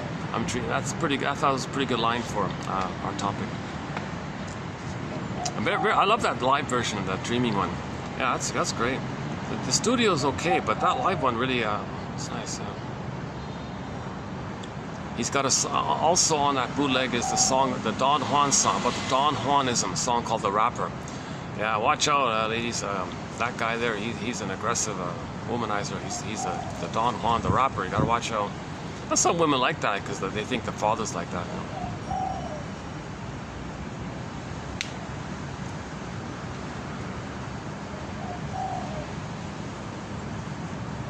Still looking for mothering, thinking the father can play the role of mother. It's all messed up. But the Don Juan will lie, of course. He'll lie. So there's a separate topic. Yeah, let's not go there. Okay, so again, when the baby comes, mother, I need your love. Mother doesn't give love. Okay, you're crying for love. I'll save you. I'll imitate you. I'll mimic you. I'll mirror you. So it comes at a huge cost. Right? It comes at a huge cost. Okay, one self-help book is entitled, Do I Have to Give Up Me to Be Loved by You? So he gives himself up, he freezes his development, he forgets about his soul, it's all frozen, and then it's shame, he doesn't want to feel it. To not feel it, he's got to see it into others and shame it the way his mother shamed him, to distract himself to the pain of it. Back to projection, something you don't like, see others look good. So think about the humor. All this is put down humor, shaming humor. He's a this, he's a that, he's a no good this, he's a no good that, haha. All this put down shaming humor, that's himself. He's loyal to the mother who did that to him. He's shaming his own soul. Every time he says that guy's a this, that guy's a that, those beliefs, that's how he feels about himself. So he's attacking his own soul the way his mother attacked him. But the thing is, he's addicted. He's gleeful because he's one with the mother who did that.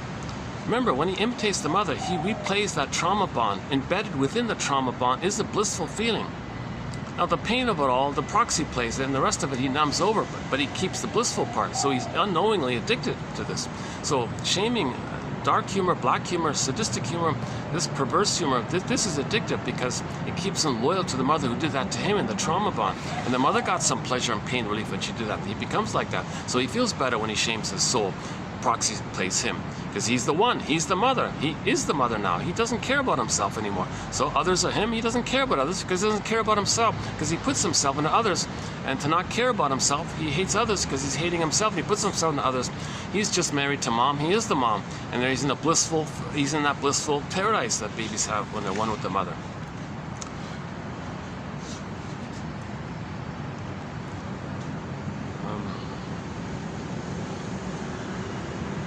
Okay, so just quickly, if the trauma is post 18 months, he doesn't do all these complications. He just plays himself, expects others to be the good parent to help him with his development. Okay, unrealistic expectation, no time machines, can't go back to the nursery to get what he needed between 18 months and 36 months. Disappointed. So, new situation, he'll choose people who, of course, will disappoint, or if they're nice to him, he'll prod them and goad them and induce them and entice them to reject him, because he's replaying the script. Cry for love, mother said no. Cry for love, mother said no. So the clingers do it directly. It's more benign. They don't hurt others. They just replay how they were hurt. Now, the clingers do this to know that the mother hurt them. It's harder work. It's more, stingers have to be more of a detective. Okay, it's kind of easier for the clingers. They just say, oh, gee, no one's loving, no one's supporting me, no one's seeing me, no one's helping me grow and support me or something. Oh, I see. So when I was a child, during that now Voyager phase, the rapprochement phase, between 18 months and 36, mother was never around, father no one was around, no one helped me in that. It was kind of frozen like that. Oh, I see. Okay, now you know, you gotta name things to know where you're at.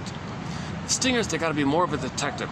So when stingers shame others, number one, that's for them to know that that's what the mother did to them, because they become like her. Then when they hate the others, they just shame. Well, that's the hate they had to the mother. So mother shamed them and they're angry, and they just recreate the whole kind of thing. Stingers also, a clue is the type of humor. The sadistic humor, that's the stinger mode. The more playful, helping other kind of humor, you know, giving some relief to others or something. A little bit playful, not really truly trying to hurt others or something. That kind of like helpful kind of humor. That's more like the pleasers and the clingers. They want to help everyone, save everyone, using humor in that kind of area.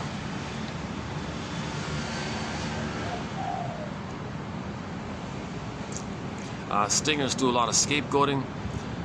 Stingers have a scapegoat hunger. If two stingers get together, See, stingers don't make I statements. They don't trust or feel, or they don't want to be vulnerable. They don't make an I statement. So if two stingers get along, how do they get along? Well, the first thing the two stingers do is identify a third to hate. Then they agree to hate that third. Make it up. Just make it up. The guy in building 3. Oh, hate that guy, whatever. And then after they blow off steam and tension, they feel a little better. Then the two stingers can get along by playing big shot. All right, now that we feel better, we blew off some steam. Okay, you get a turn playing big shot in Fatal God. I get a turn playing big shot in Fatal God. You get a turn, I get a turn. Now anything real or between them, no, stop. Direct it to the scapegoat. Okay, that's the emotional triangle Murray Bowen talks about. Very important point. I'm now starting to have more and more. I'm having a gradual, greater appreciation of Murray Bowen's this triangle issue. Before I kind of half and half about it. Now it's kind of making a little more sense, I think. So the stingers are. Okay, they manufacture an identity for somebody that are no good so they can hate them, say how bad they are so they can express their anger at them. They both feel relief with each other. Okay, now that we feel better, okay, oh fine, you play Infantile God. Oh cool, all right, I'll play Infantile God. Oh cool, you play Big Shot, I play Big Shot. Now if by chance someone wants to get closer amongst themselves, any vulnerability, make an I statement, I didn't like that, which is, oh poof, it's over, they can't do it. It's way too much. That's why they got the scapegoat there. If they don't use the scapegoat, they can't be along with it. They can't get along with each other, so they ghost each other or something. They give up, or they can't do it. So what if it's a marriage? They do it to one of the children.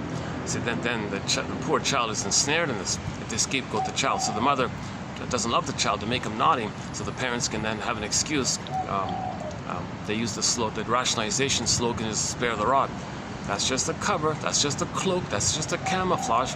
What they really want to do is attack the child, hate the child, so the parents can get along with each other. Parents can't be affectionate or make I statements, be vulnerable with each other.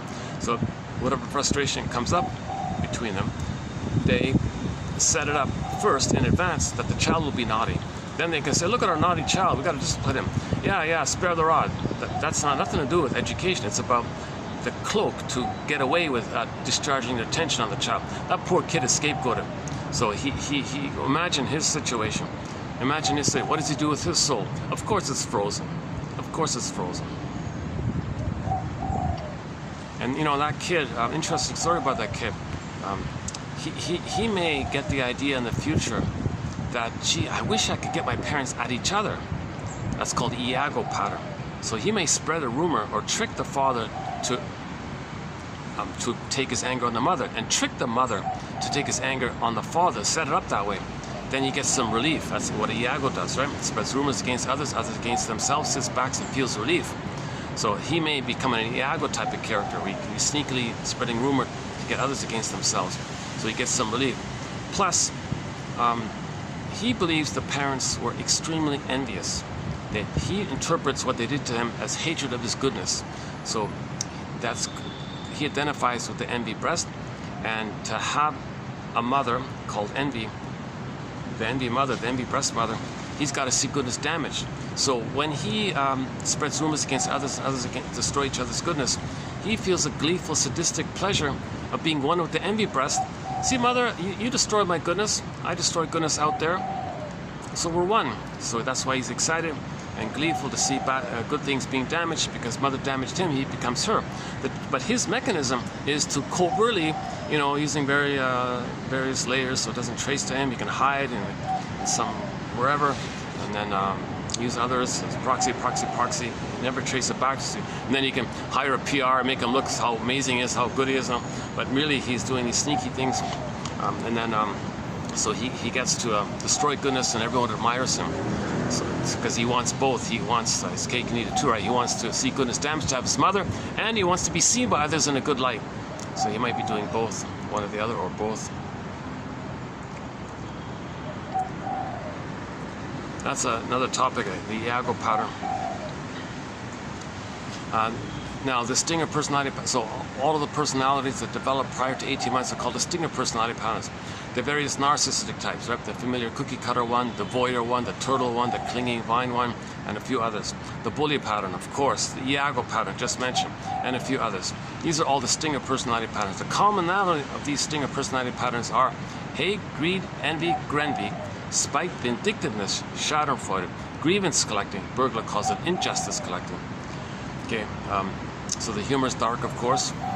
They don't mourn losses, so if there is a loss, they do denial, contempt, and sour grapes with the slogan, didn't need them anyways. And they call that a fiery victory.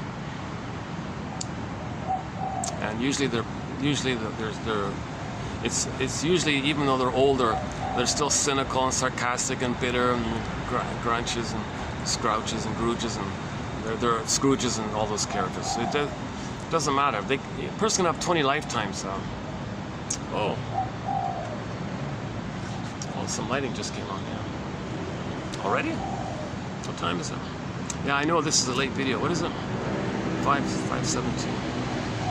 See, it's funny. You know, see, it's fun. When I'm feeling good, a 6-hour video feels like 2 hours. When I'm feeling a little not fully rested or something, a 1-hour video feels like 5 hours. That's the case here. Right? So like I'm kind of struggling. So it's funny how the perception of time changes based on your mood. I'd like to kind of think about that some more sometime. Okay, so the distinct personality patterns have a lot of jungle slogans because they only care about survival. They reject the human side of being human. They reject tenderness, affection, the quote-unquote human side of it. If someone else shows the human side of being human, trust and affection and tenderness, they hate it and shame it, okay, because that was done to them. And they got to do it to stay with it. They can't help themselves. They got to have a mother. They can't. That thing about I can't help myself. That's the baby can't help it. He's got to have a mother. He can't help it. So when he hates goodness, he can't help it. That's his connection to the mother.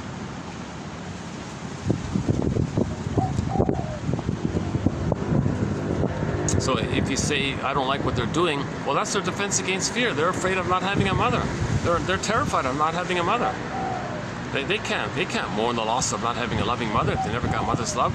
And they don't have enough knowledge to do this kind of. It's hard work. It takes 20 years on average. The Odyssey is a 20-year thing. It takes 20 years to. Lucy Freeman spent her whole life on the couch. Can you believe it?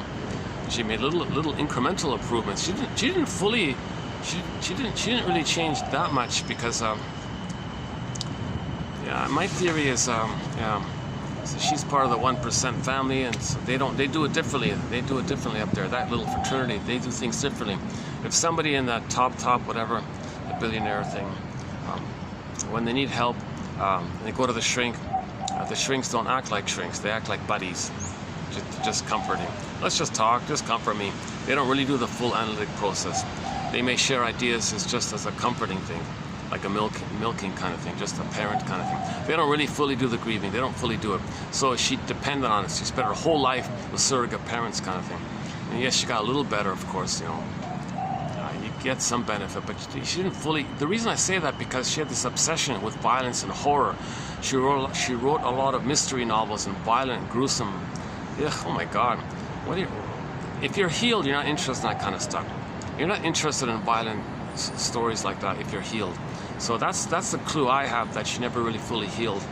If she's obsessed with all these, you know, she goes to the prisons and interviews the worst cases. And oh, gee, a publisher, I want to write. I love this guy's story here, how he did these terrible things. I want the detail. I want to write. And of course, her dad's the top guy that calls the publisher. Look, what my daughter wants, you give it to her. You got it? See? Oh, yes, sir, yes, sir. So she got everything. She got everything she wanted, kind of thing. So, but she was obsessed with this violence kind of stuff.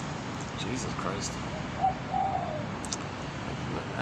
That's the side thing. That's the side thing about it that kind of irks me a little bit. But on the positive end, as mentioned before, she is very helpful in passing along some of the insights she gleaned from her shrinks. And we posted 5 videos of those insights. It begins with 2822. So 2223 is from the Fight Against Fears book. 3 and 4 come from another book called the Power Fantasy book, which she co-authored with another person. And the next one is sort of the miscellaneous loose ones from other books. So it's funny, I have ambivalence about her. Like I appreciate the generosity of her sharing her experience, and it was helpful and very clear. She's a journalist, excellent writer, clear writer, crispy, clear writer, kind of fun sometimes, a little humor sometimes, you know. And then when she goes off on these anecdotes in a dark way. It's kind of like maybe watching maybe an analogy might be like, let's say you're watching a comedian, one of those stand-up comedians, and you think, oh, they're okay, I like that, and suddenly they talk about the most violent, perverse, disturbed, sick, gruesome, ugly, you know, oh my God, but you kind of like the other stuff, and then suddenly that, I feel like maybe there's a bit of, maybe slightly analogous. Now, I'm not fully, I didn't read all her material. Wikipedia said she wrote 78 books. We don't even know what they are. There's only just a tiny handful of them available. So I don't know the full story, really. And there's no video of her. There's no, we don't really know what she looks like. I don't even, yeah, there's no, oh, there's one picture. I'm not even sure if it's actually her or not. It wasn't clear if it's her or just they used another picture for the story or something. But the writing is there. The writing is there, and she was a very popular, celebrated journalist back in the 50s, back in her day, 1950s. And her phone was ringing off the hook. Oh yeah, could you write a book about our company? Okay. Write a book about our hospital. Okay. Write a book about horse racing. Okay. That kind of. So she had all these 78 books like this. But in between her work assignments, she would do all these violent, gruesome stories. And a sprinkling of self-help books. Fight Against Fears, Power of Fantasy, What Women Want, sort of a similar area. One about anger, I remember. I haven't read that yet, actually. Is there another one? I think there's another one.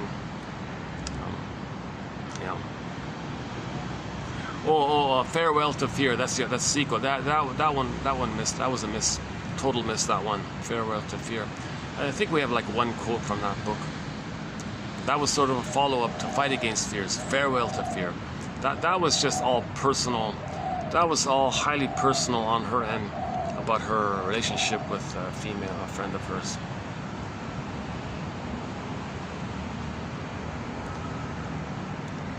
So she makes a lot of jokes about her failed marriages, no kids, that kind of thing.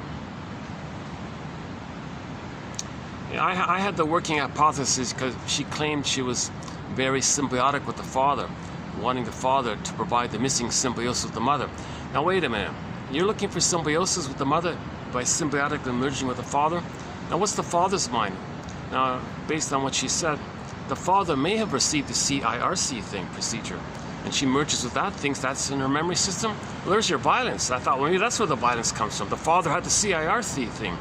And there's where all the violence, this gruesome violence comes. That's a pretty gruesome, violent thing to do to a poor baby. Seriously, you take a baby, rip him from the mother, take him some other place, and do that barbaric, cruel, vicious, insanely psychopathic, violent. Who does that? Oh my, I can't think about it now. Ugh. Maybe that's where the violence, I was just guessing at that time, maybe that's where a lot of this violence comes from. She merged with the father's mind who received the CIRC thing.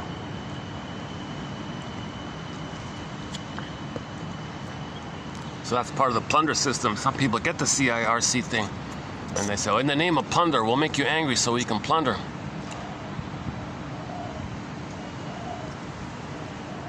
In your anger, you're going to plunder. The image in the mind is someone stole your soul. Well, that's like stealing your home, like your inner soul land. Well, you identify with that and steal land. That's pillaging and plundering. You were given emotional poverty, well, give others poverty, and they hand over the stuff to you. Well, you handed over your soul to your mother, this image. So that's sort of like the psychology needed to pillage and plunder. So the more the babies are traumatized, the more willing they are to pillage and plunder.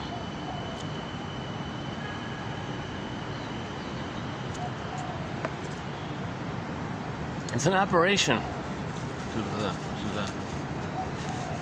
indigenous people lived for 100,000 years on Turtle Island. 70 million of them lived there. So let's not go down that topic, but the one reference given in the last video was the Heck Ramsey TV show, Heck Ramsey, starring Richard Boone, the guy who played Paladin. Paladin, where do you roam? That guy. In the Have Will Travel. He did a sequel called Heck Ramsey, and one of the episodes is about a mystery of yellow feather, green, mystery of some kind of feather like that. Yeah, that's a good episode about the pillage and the plunder. A very important scene in there, discussed last time.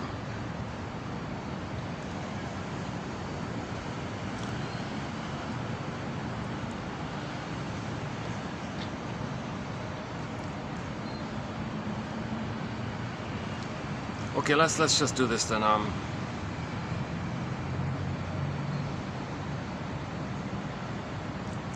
So before we do today's batch on nostalgia, I want to just do a quick review of the handful we did just recently, leading up to it.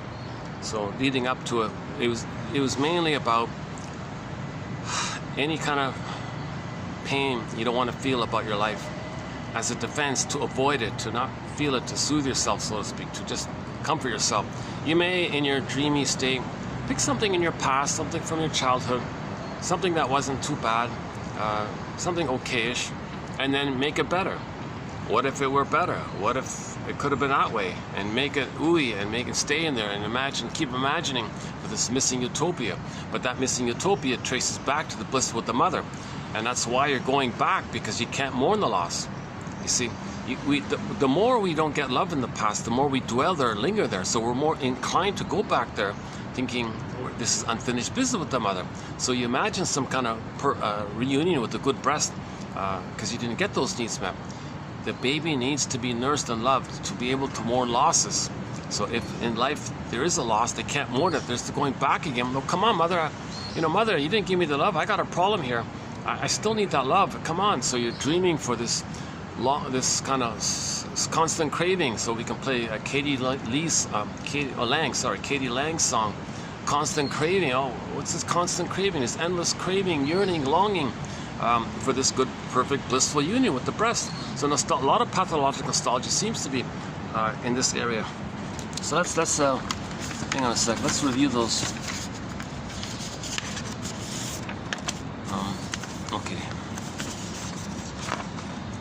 Okay, so, oh yeah, my favorite one, nostalgia is the pain of no return. That's a good one, right? That's a good summary of it. Nostalgia is the pain of no return. You can't go back, and there's a pain there. There's like is it a sweet pain or a bittersweet pain? You can't go back. It's a certain kind of pain. You can't go back. So you fantasize instead. Now the word nostalgia comes from nostos. The first part of the word nostalgia, it's traced back to returning home. And the second part of the word algia means pain. So return home pain. The word means nostalgia. The word means return home pain. Another interpretation is return home longing. So there's two versions: return home pain or return home longing, or maybe we can say return home painful longing. The painful longing of the no return. It is the expression of a festering wound, the wound of dislocation. The loss that produces nostalgia is always of a dual nature, pertaining both to facets of the past that are irretrievable. So you can't go back, pain of no return, you can't retrieve that obviously, and to the sense of possibility that accompanied it. So there was a possibility in that past. What if this could have been that? Geez, I made a mistake. What if I did that instead? So you're dwelling in these what ifs and if onlys kind of thing.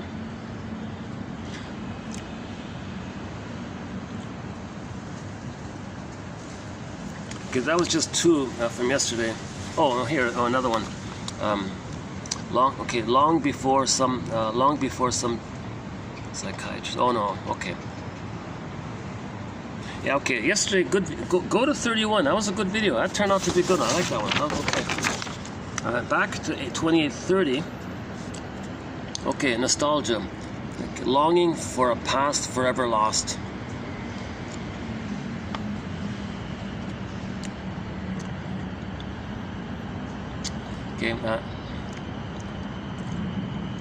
Okay, so our deep childhood fixation reflects a nostalgia for the illusion that time does not pass, and hence we don't die. Oh, okay, so there's a benefit, right?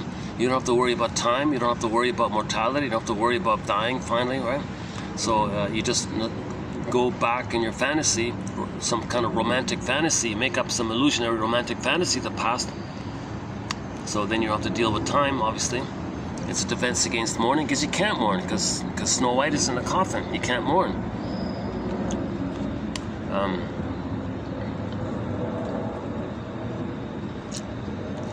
So there's also a narcissistic element when you're in nostalgic mode. When you're in nostalgic mode, you're like a little king again. That's called narcissism. So when you go back into your blissful utopian fantasy of the past, which you make up, there's a narcissistic element in that, because you feel like a little god in there. You feel like on top of the world kind of thing. Sometimes called manic nostalgia, a defense that forestalls forward movement and protects the client in times of overwhelming grief. Yeah, so it's another phrase there, manic nostalgia. Actually, in today's one, she said they were considering calling it nosomania, right? Return home mania, but it never caught on. Yeah. Okay, okay. The source point is here. Mel Faber, very good one here. Okay, so when we talk about nostalgia, we're looking for unconditional love. The unconditional love translates psychoanalytically into the regressive return to the vibrational, transformational object. See, you're going back, that's called the breast. The breast, the shrinks call the breast the transformational object. So the object, the baby's first object is the breast mother. When the baby's nursing at the breast mother, the mother loves him. He transforms and becomes like more mature and grows emotionally.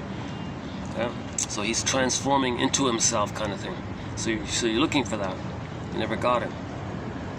And when you transform into yourself and having yourself, then you can mourn losses, love life in the present. So if you're missing that, you go back to that fantasy, that regressive return to that fantasy, to the breast, that transforms you into someone who can mourn losses. It's a regressive return to the dual unity of symbiotic fusion, affective attunement. Mother's tenderness, mother's attunement. She sees you, she meets your needs right on time, just in time. Okay, and she sees you and accepts you. So there's no separation there. This is the Garden of Eden. This is paradise. The prelapsarian merger. Okay, so before separation. Before the separation, it's that Garden of Eden merging thing, right? Before the famous fall, right? Before the apple, the teeth eat the apple. So before the child, the teeth grow in, he's in the merger with the mother, basically. Okay, those we did. That's back in 23. So now let's begin this one here. Okay, according to Svetlana Boym, very good author here, from her book called The Future of Nostalgia. According to her, nostalgia is a term. Oh, something's beeping on me here. Is it okay? Still recording? Nostalgia is a term first coined by a doctor. A doctor made this term, nostalgia. A Swiss doctor, a guy named Johannes Hofer. Back in 1688, the word was coined.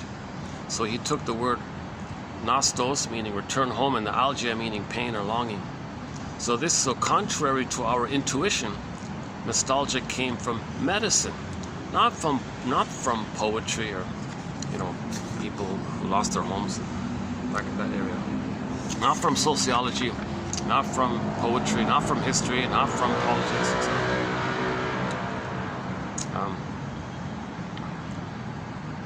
At the same time, the doctors in general didn't quite understand the cause of it. They identified the symptom of it. What's the cause of it? The doctors were confused. What causes this? And one guy suggested, well, maybe it's a hypochondria of the heart. A hypochondria of the heart. So that's their attempt to make it medical, right? The heart's in hypochondria. Wow. That thrives on its symptoms. Physicians failed to find the locus of nostalgia in their patient's mind or body. One doctor claimed that nostalgia was a hypochondria of the heart that thrives on its symptoms. So this book is good. She gives you like the whole history of the thing.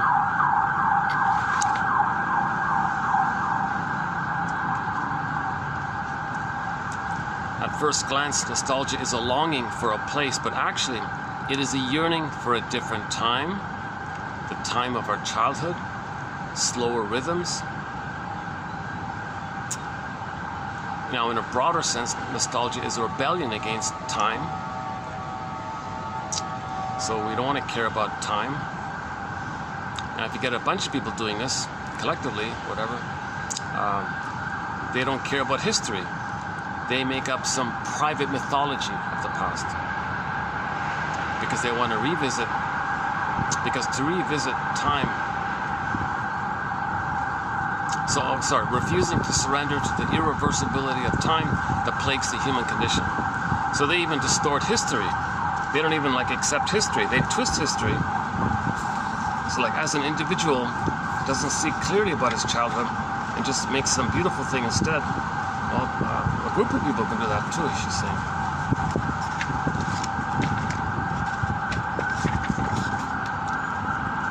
Nostalgia is something of a bad word.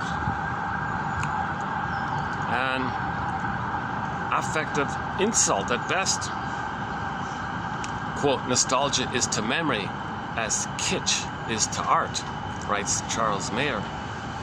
The word nostalgia is frequently used dismissively.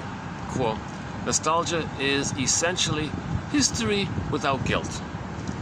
Heritage is something that suffuses us with pride rather than with shame, writes Michael Kammen.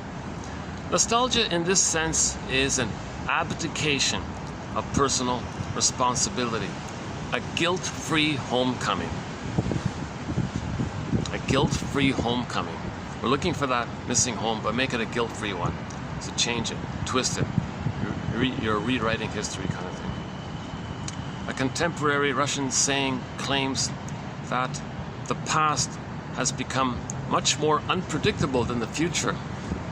What a funny thing to say. The past has become way more unpredictable than the future. We're more confused about the past than the future, kind of. Nostalgics find it difficult to say what exactly they yearn for. Yeah, what are you yearning for? Saint elsewhere? Another time? A better life? Somehow, progress hasn't cured nostalgia. Rather, it exasperated it. Yeah, ironic, right? So with all this progress taking place, this issue of nostalgia is getting worse, not better. How could one be homesick for a home that one never had? He dreamed of repairing his longing with a final belonging. Okay, the final belonging. That's your fantasy, that you're one with the breast in the prelapsarian merger, the Garden of Eden, the paradise. So he dreamed of repairing his longing. So you have this longing, you want to fix it with the final breast, timeless, blissful place. Again, nostalgia comes from return home, and the algia, the second part of that word, comes from longing. So nostalgia is a longing for a home that no longer exists or has never existed. Nostalgia is a sentiment of loss and displacement, but it is also a romance with one's own fantasy. That's a good one. I like that one. It's a romance. Nostalgia is a romance with one's own fantasy. What if this? Could have been this. Wow, romance. You're loving this fantasy of your past. A romance of the past. The nostalgic is looking for a spiritual addressee. Spiritual home. Spiritual longing, yeah. Encountering silence, he looks for memorable signs, desperately misreading them, yeah. For some, nostalgia was a taboo, a fear that looking back might paralyze you forever, turning you into a pitiful monument to your own grief. First wave immigrants are often notoriously unsentimental. Yeah, so they can't do it. You imagine that, right? So imagine a country being plundered and pillaged, and people got to run away and live in some other place. They don't want, they don't you miss it? I can't think about it, unsentimental, what it is, don't talk about it. So a lot of people don't talk about, some family, yeah, some do, some don't. But she, according to her here, a lot of people don't. First wave immigrants are notoriously unsentimental. I believe that, yeah, I believe that. It's kind of a surprise, right? Now this field, the field of self-conscious exploration of topics like longing and self-reflection, this whole area of self-reflection, introspection, has significantly dwindled. Yeah, so I saw a clip of her on YouTube. She's calling for a slow thinking movement. Come on, everybody, slow down, give yourself time to think, read and think, reflect, think, instead of just indulging in quick sugar-coated palliatives. Quick fix, sugar-coated palliatives. Watching clips of Happy Days, Fonzie clips or something, or your favorite, or your old sitcoms. That's not it. So she said, yeah, there's a slow eating movement. What about a slow thinking movement? Nostalgia speaks. Why? Because nostalgia speaks in riddles and puzzles. So one must face them in order not to become its next victim. You know, she was trying to heal. This woman was really on making a real heroic effort to heal. By the way, there's a documentary about her, Svetlana Boym, B-O-Y-M. I'm assuming that's how you pronounce it. B like boy, like B-O-Y. Like imagine boy and then put an M at the end. Boym. Or is it Boem? Is it one syllable or two syllables? I'm not sure. I just discovered this. So we'll update this. Nostalgia. Okay, we may refer to them as erroneous representations. These are false representations that cause the afflicted to lose touch with the present. You lose touch with the present if you're dwelling in the past. Okay, one guy wrote, quote, one of the earliest symptoms of the sensation. Oh, this is like the history of it all. This is back in hundreds of years ago. The symptom was the person's in another land, right? They're talking to somebody, and they hear the voice of somebody from their homeland. One of the earliest symptoms is the sensation of hearing the voice of a person that one loves in the voice of another with whom one is conversing. Whoa. So that's a real desperate attempt to stay connected. You can't let go, right? That's dangerous area, right? That's a very schizophrenic kind of area. Okay. Okay, now this is just a sample. I don't have the complete list here, but so this word homesickness. Okay, so each language kind of describes their understanding of this word homesickness. In German it's Heimweh, or Heimweh, something like that. H-E-I-M-W-E-H. And in the French language, it's Maladie du pays, something like that. Spanish, Mala corazon. In the Czech language, it's listost. Now in the Czech language, they define it as a combination of sympathy, grief, remorse, and undefinable longing. A feeling as infinite as an open accordion, where the first syllable of the when long and stressed in the accordion sounds like the wail of an abandoned dog. So in the Czech language, their word for nostalgia is linked to the wail of an abandoned dog that the accordion can imitate. In Polish, it's tesknada, In Russian, it's toska. Okay, and another one, the Romanian dolorious ache. Dolos, something dolor, dolorious. Okay, and so on and so forth. So she says here, look guys, look readers, this is the same stuff. This is the same stuff. These are all synonyms. These are all synonyms. Okay, this the accordion sounding like an abandoned dog. And all the other ones. Okay, the Malade du Pays, okay, the Heimweh, etc. We all share, and we all share this desire for this something that we can't translate or totally understand. Maybe we can say, maybe we can summarize it by saying, I long, therefore I am. I long, therefore I am. So this is a common thing. Another thing we all have in common. Nostalgia is what humans share, not what should divide them. For Novalis, philosophy is really a homesickness. It is an urge to be at home everywhere and to be yourself, no matter where you are, right?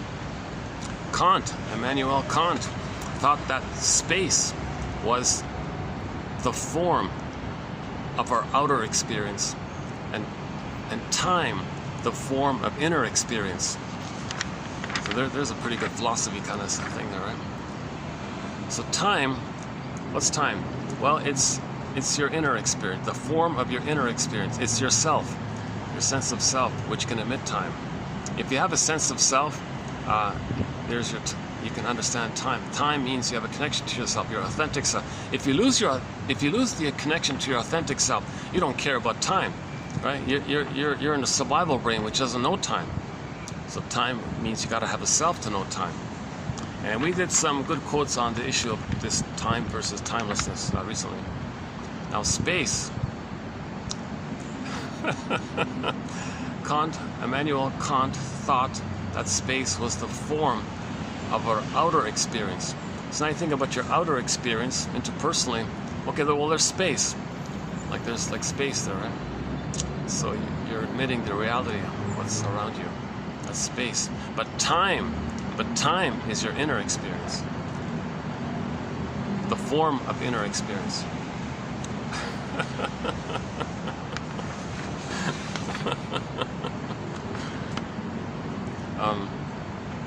Nostalgia seduces rather than convinces. Nostalgia is a legitimate reaction to loss, but when it no longer leaves space for any future, it creates a deadlock. Okay, so if you're not loving life in the present, not really. You don't really think something. Your future is going to not much new in the future. Maybe you think. If it's just the same old, I guess. Well, you're in this deadlock. You're frozen in time. It's fossilized. That trauma has fossilized you. You're emotionally fossilized. Okay? This issue of Snow White in the coffin. There's no time there.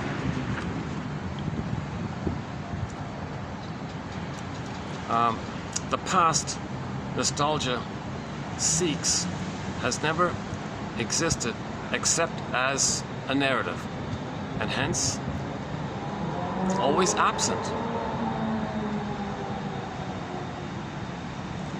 So it's absent. It's only a story. That past continually threatens to reproduce itself as a felt lack. There's something missing. And this works by virtue of its lack of closure. We don't have closure. We didn't mourn. We didn't resolve this issue with the mother. We didn't forgive the mother. We didn't find out why she didn't love the baby. The most important why of all, the root of it all, the why that's at the root of it all, asks John Thurot, why didn't my mother love me? Okay.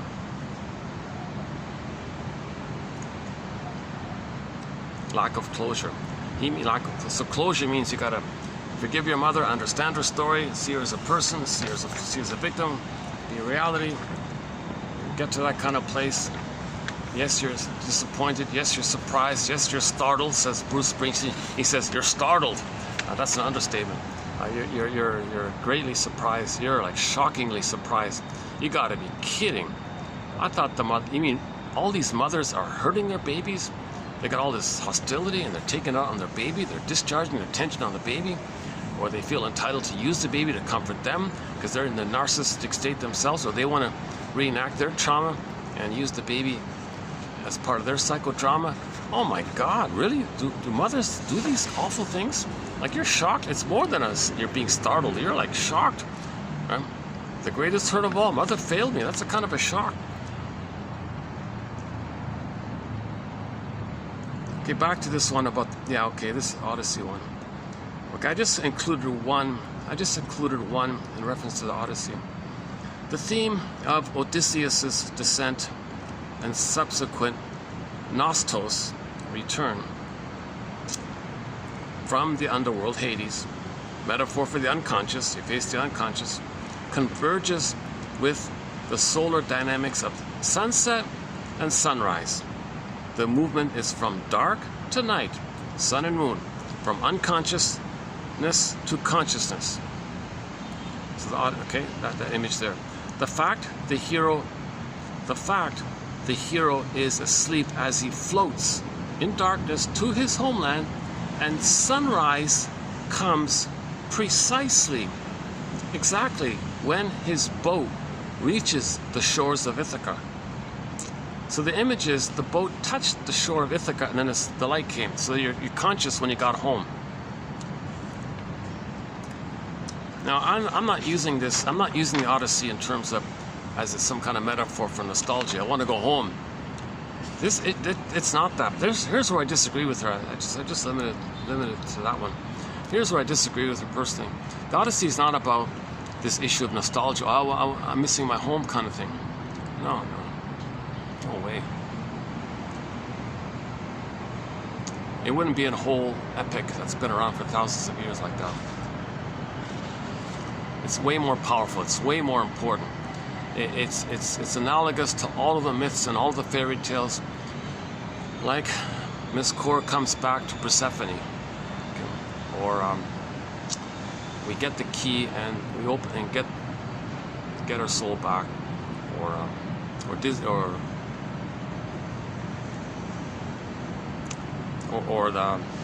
the lady faces shame. The frog throws the frog on the wall in her rage, and the image morphs her shame. The frog morphs into her soul. So shame and rage got her back to the soul. So she threw the frog on the wall, and the frog became the prince, right? That's a metaphor that she's reunited with her soul. So for the women, they might use the prince for her soul, right? And for the man, they might use the princess for his soul, right? And it's a whole epic that's been around a long time. It can't be reduced to the topic of nostalgia. That's the one area I think she kind of missed it, that one. Unless I misunderstood her. So I just limited it to that one. For this little trivia, that when the boat arrived at shore,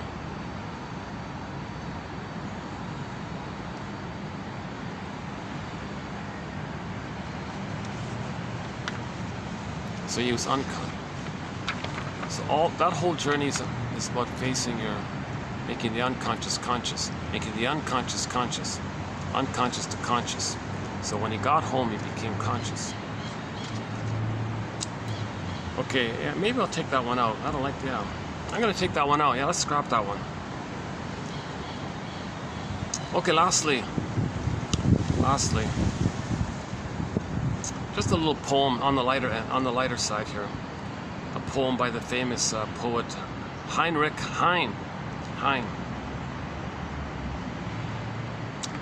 Is that the one Katja Epstein did an album on?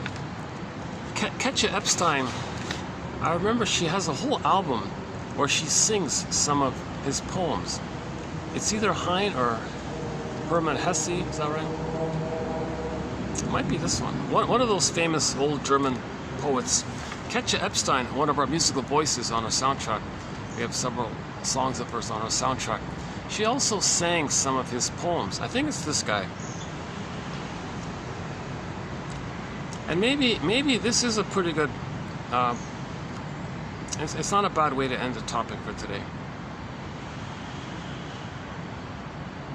Ready?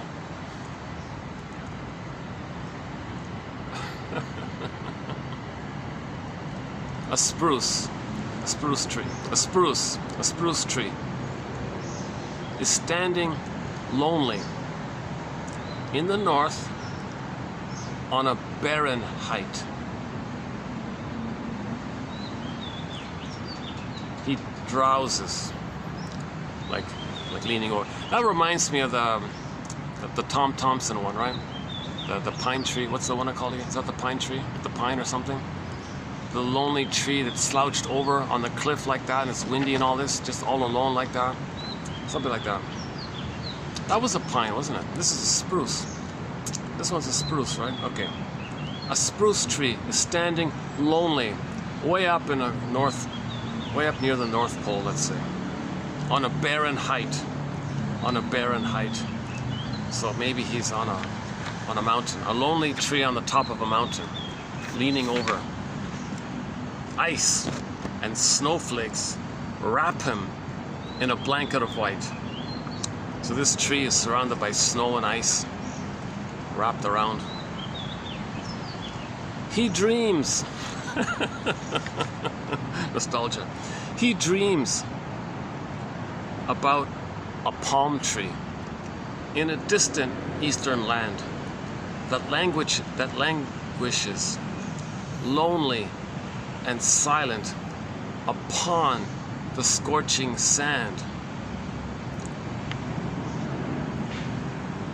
Now her take of it was, it's the twin, it's like her partner, her soulmate or something, longing for the soulmate. So there's another lonely tree, just like them, but they're different, but the same, but different. And they're far away, far away. A lot of these romance fantasies, like they're like long distance, right? So just like him, dreaming of another tree just like.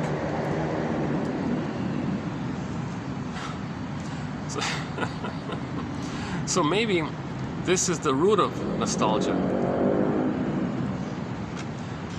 Now this is a fantasy to be merged with someone just like you. Now, shall I compare thee to an onion? These romantic fantasies of finding your perfect soulmate and all that, that means you're going to find somebody who reminds you of the mother, that's going to trigger the blissful feeling that you had. And you're going to hope that you're back in the past and your mother will change her ways and provide the love and the utopian blissful needs that you had.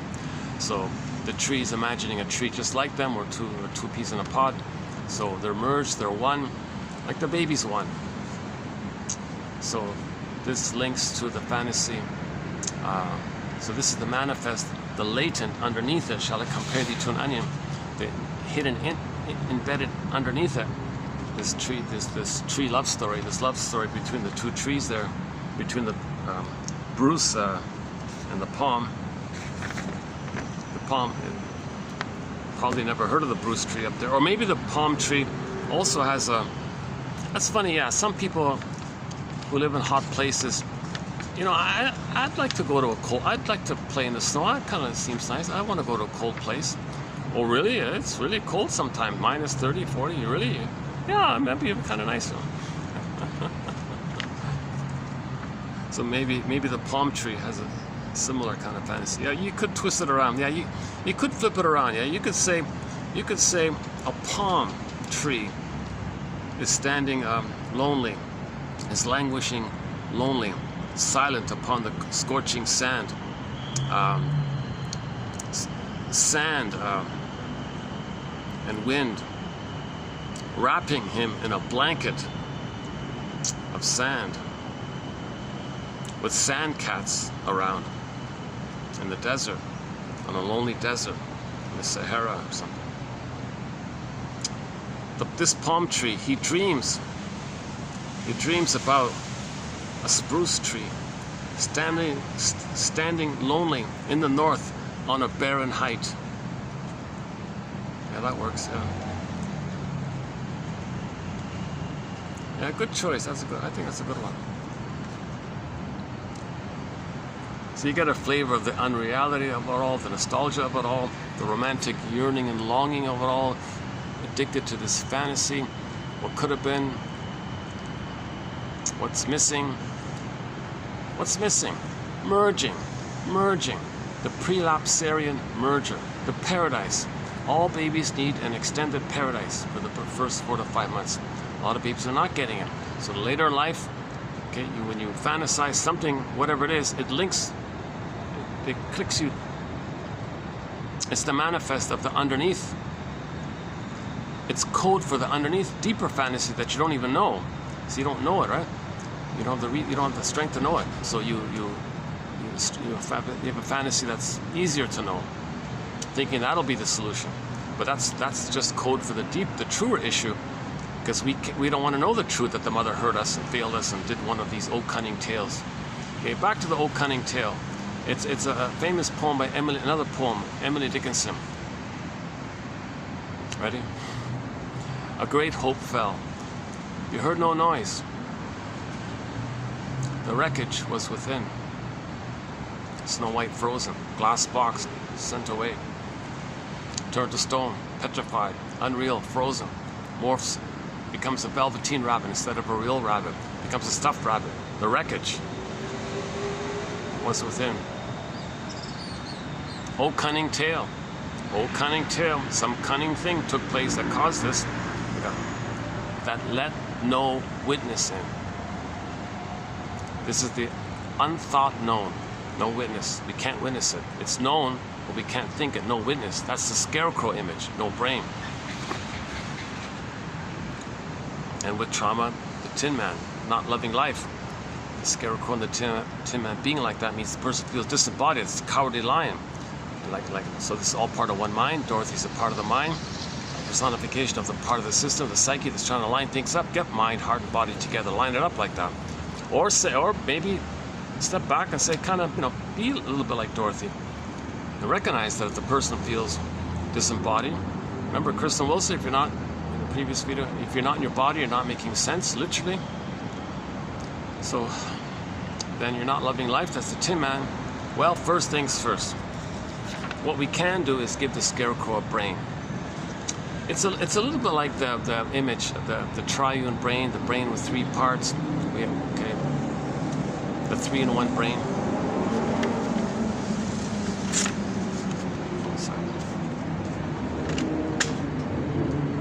Right, first brain, second brain, third brain, right?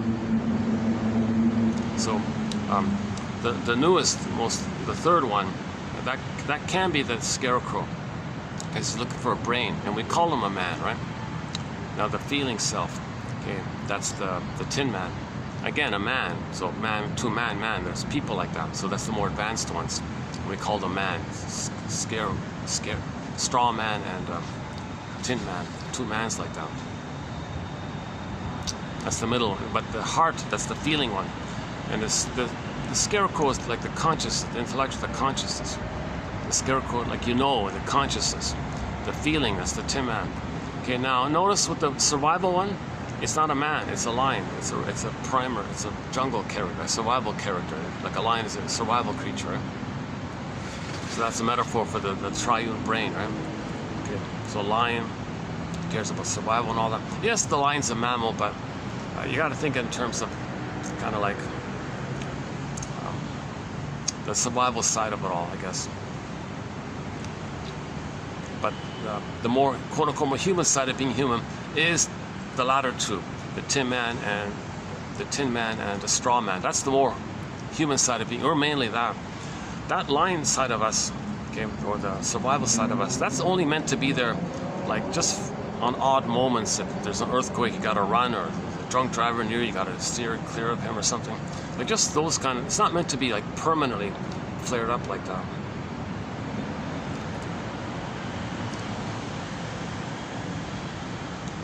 That's just the working hypothesis. Once again, 30% of what you're hearing in this video is wrong. It's up to you to figure out which 30%. That's what Robert Bly is, not a shrink, and that's what he says to the audience. So the idea is to be our own detective, psychological detective, emotional detective, existential detective, emotional detective. Look at that. We don't even know our feelings. Emotional illiteracy, low EQ. Okay. One jargon is athemolexia. Athemolexia. I think that should be the word of the year. So like when they announced authentic as the word of the year for 23, I was like shaking my head. What are you talking about? I've never heard that word. I've barely heard that word, authentic. Why is it the word of the year? We never heard it. That's exactly. Their argument was, we're swimming with all this duplicity and tricks and lies and fake this and fake that, and everything's so fake, and we need authenticity in our lives. So let's make it the word of the year, because that's what we need. Okay, good, okay. Likewise, I think for this year, 2024, we have a real need for emotional literacy. So why not adopt the Greek word, it's been around for thousands of years, athemolexia, and introduce it into the English language. Put it into the Merriam-Webster dictionary. Put it in that dictionary. Include it in. Make it the word of the year. Raise emotional literacy. Athemolexia. Okay, it translates as no feelings for words. In trauma, we have words. We're in the false self. Where are the feelings? We don't. The feelings are frozen, turned to stone, petrified, in a coma. Snow White's in the box. Okay, so we don't have the feelings for our words. So we have these words. So yes, post-authentic self-trauma, we develop a scaffolding of defense mechanisms, kind of create a bundle of them, I guess. And that's called the persona, the mask, the unreal self, the fake self, the pseudo-self, whatever you want to call it. And we can go through life with it. We can drive a car, we can speak, read books, write 10 PhDs, get 10 medals. We can do things with the false self. We get that. But we're missing the beingness and the authentic self. We live to the extent that we feel we're missing this kind of thing. We're missing our feelings, huh? So introduce this word, athemolexia, no words for feelings. Now, in the dictionary entry, you got to include Peter Sifinios' 73 term that he coined, alexithymia. No words for your feelings. It's kind of linked like that. The reason we're having a hard time finding words for our feelings is because our feelings are frozen, and we don't have feelings for our words. Athemolexia. Athemolexia leads to alexithymia. Alexithymia is due to athemolexia. Make people aware that there is such a thing as feelings. Beyond stress, fear and anger, cynicism, anger, spite, or vindictiveness, and greed and envy, beyond that barbaric survival area, get beyond that kind of lion, survival lizard area. Iguana, let's call it the iguana. Iguana, not the iguana, day of the iguana. Or chameleon, I like that one. Freeman calls it the chameleon. Janov calls it the salamander. That brain. So imagine that a person lives their whole life with the amygdala flared up, EAS, survival anxiety. The main emotions are fear. Okay, so that'll be anxiety in your life, because the old fear. Now, to deal with all that fear, to not face the fear, and there's too much fear, it clicks over to the anger. So mainly anger is going to be the concept. One guy calls it the hostile mind or something. And then related to it is the greed and the envy and the spite and so on. That's a pitiful life, to just live like a traumatized, to live with that attitude, right? And the thing about projection is they see everyone else like that. Like someone with an inflared amygdala thinks everyone has an inflared amygdala. No, not everybody has an inflared amygdala. Now, another confusing thing is some people did get a kind of a psychological birth, or they reached post 18 months. Then there was a situational trauma that inflared the amygdala, but their psychic structure underneath it is decent. Like they can be a clinger and a pleaser and love others and care for others, help others, but they've got PTSD because they got a situational trauma post 18 months. You see? So they got the developmental issue post 18 months. So underneath their inflared amygdala, they're kind of helpful like that. Or if they're healthy, if they did get psychological birth and then they got PTSD, well, you see, it's different. See, there's There's two things going on. So we talk about psychic structure. It's whatever's going on.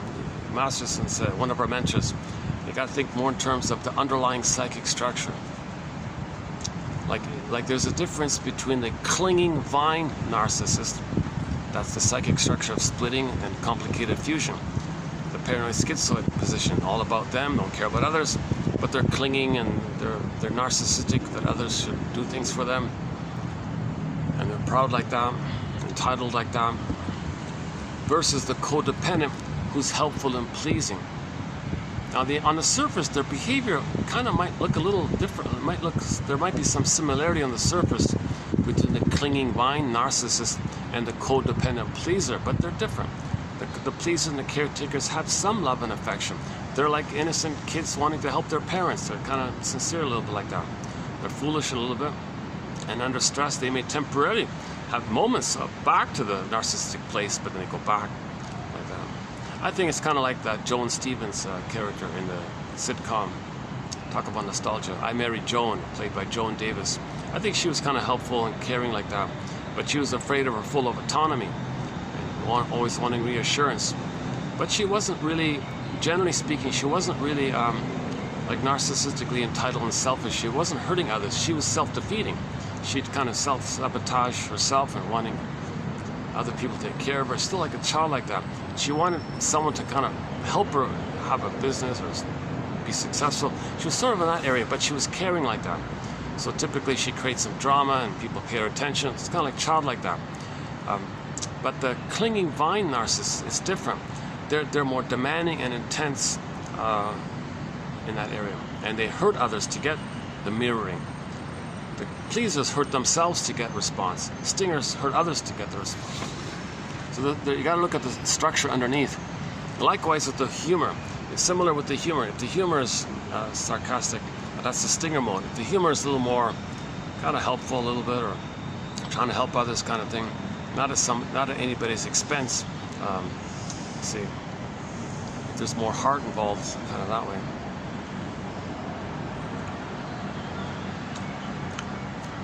Well, yeah, I'm not really present in this video. I wasn't. It's funny about today. I had zero. I was looking forward to taking today off. Today's Sunday. Yeah, Sunday. Let's do what everyone else says. Take the day off. I was gonna stay in on Sunday and just take it easy. And wait a minute, all these good quotes are flying out at me. Oh my God, I got to get these out. Come on, go out. But it's late in the day already. Come on, it's already so late.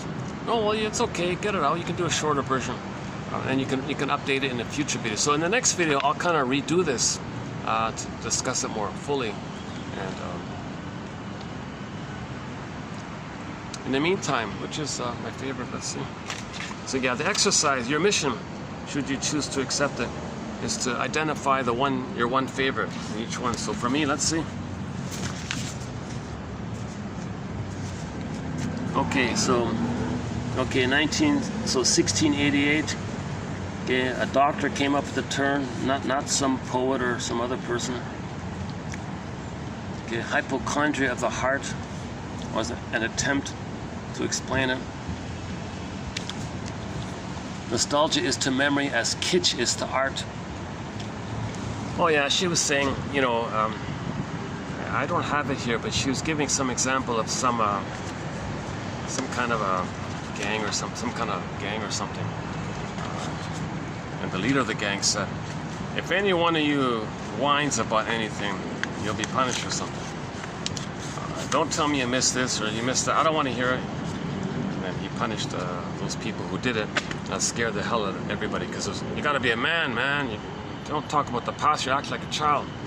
So that's called counterphobia. He has an immense fear of that. So you flip it with an exaggerated compensatory aggressive defense. No, it's not me, but it is you, but you. So yeah, we don't have that one in there.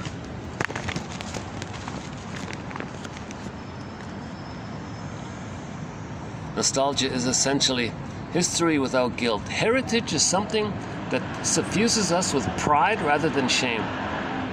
Nostalgia in this sense is the abdication of personal responsibility a guilt-free homecoming.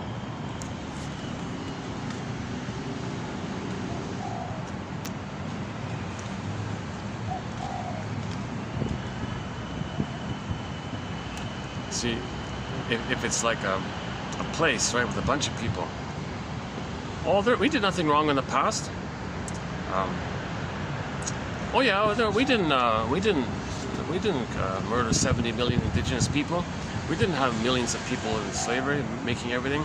We didn't do all these awful things. No, we changed it. We want a guilt-free homecoming, abdication of personal responsibility. It's too painful. Heritage is something that suffuses us with pride. Yeah, I want pride, man. I want pride. I don't want shame. But the whole thing is based on kind of shame, right? Murdering 70 million indigenous people who lived peacefully and helped the people to survive the winters and all that. Okay, so back to Heck Ramsey, the episode entitled "The Mystery of the." Is it the green feather or the yellow feather? One of those ones.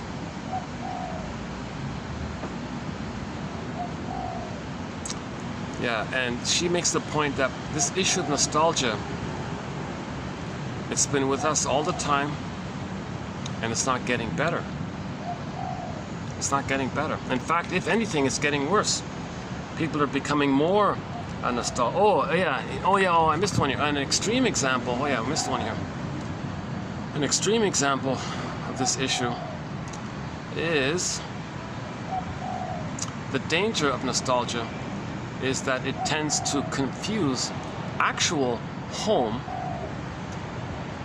and the imaginary one. Unreflected nostalgia breeds, she says monster use, okay, breeds useful idiots for the pillage system. I don't know how you call it.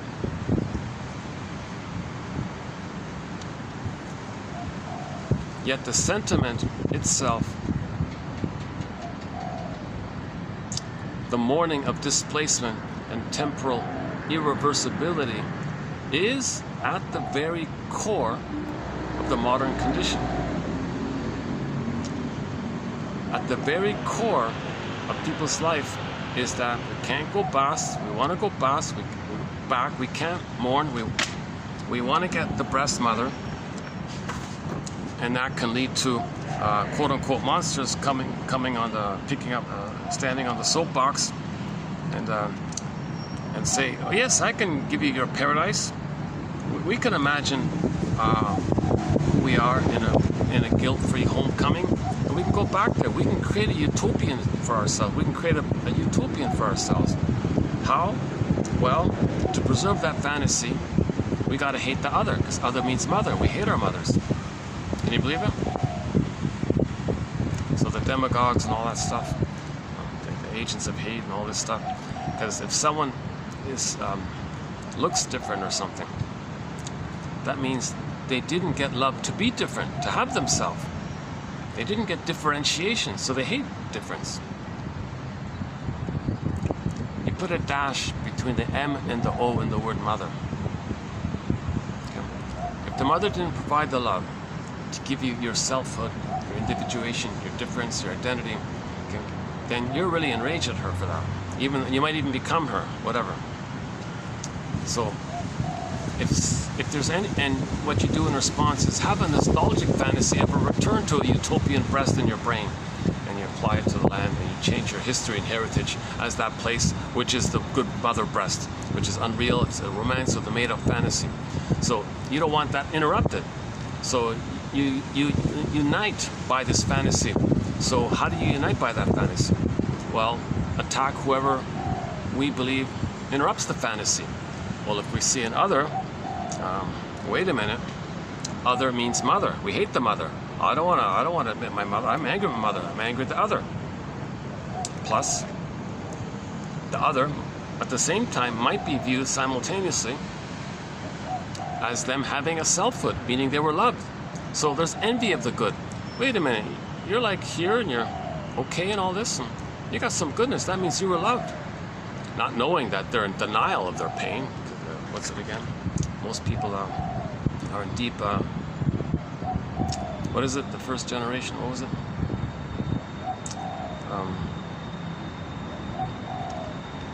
What was it again, the first generation?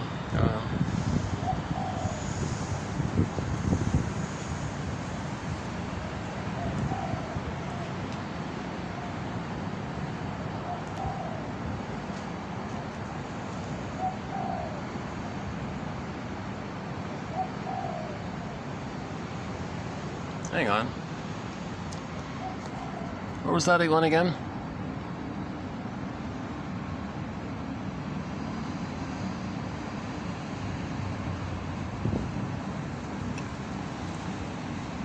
Oh yeah.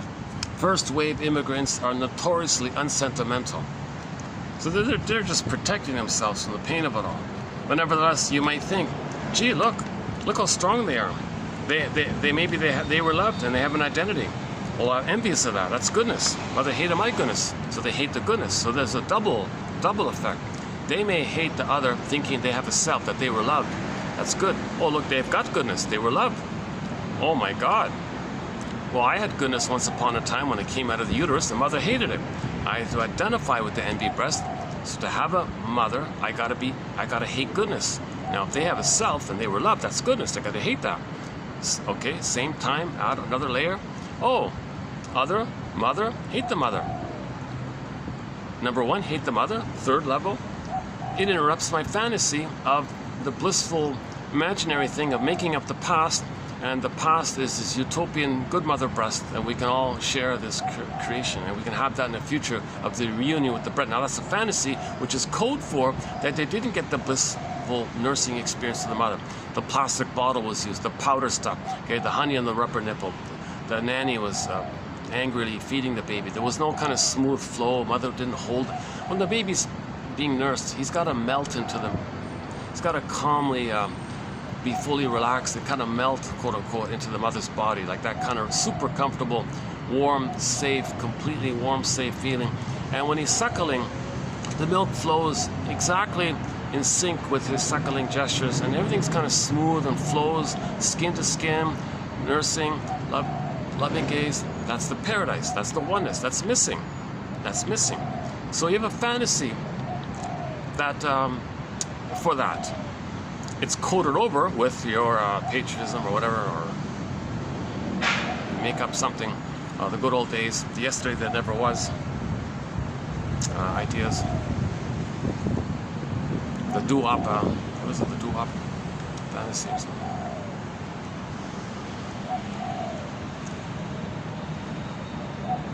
So you want to maintain that fantasy, seeing the other either as goodness, which you're envious of, or your mother who you hate, or as someone who interrupts your fantasy of the doo-wop, blissful time, whatever, made up blissful time. So then if a bunch of people have that, you might have one spokesperson from that on the podium and chanting things like this. Now that person is selected by Iago, who's behind the scenes, who controls the plundering. So the Iago behind the scenes fuels and funds this character, picks this character. Oh, we choose you. You're the most outspoken, you're the most articulate, you're the most bombastic in your speech. Yeah, you're a good, useful tool for us. Okay, so we'll put you on the microphone. Here's the microphone, knock yourself out, and we'll support you, and we'll even give you some scripts to read and help you in all this. And that person just enjoys it. He enjoys the power, he's drunk on it. But the people behind the scenes think, well, we don't care about his personal feelings. We only want to pillage and plunder. Because those with prejudice are now going to say, oh, over there, across the lake, there's a land there. Mother stole my land, my soul land, identified with the stealing, short-selling mother who didn't care. So there's land over there that can symbolize an opportunity to replay and repeat what had happened. Mother stole my soul land, I become the stealer. There's land over there. Then my handler says, go get it, okay? And that keeps me loyal to the mother who did that, because he's searching for the paradisical fantasy, right? He's searching for that imaginary utopia if he does this.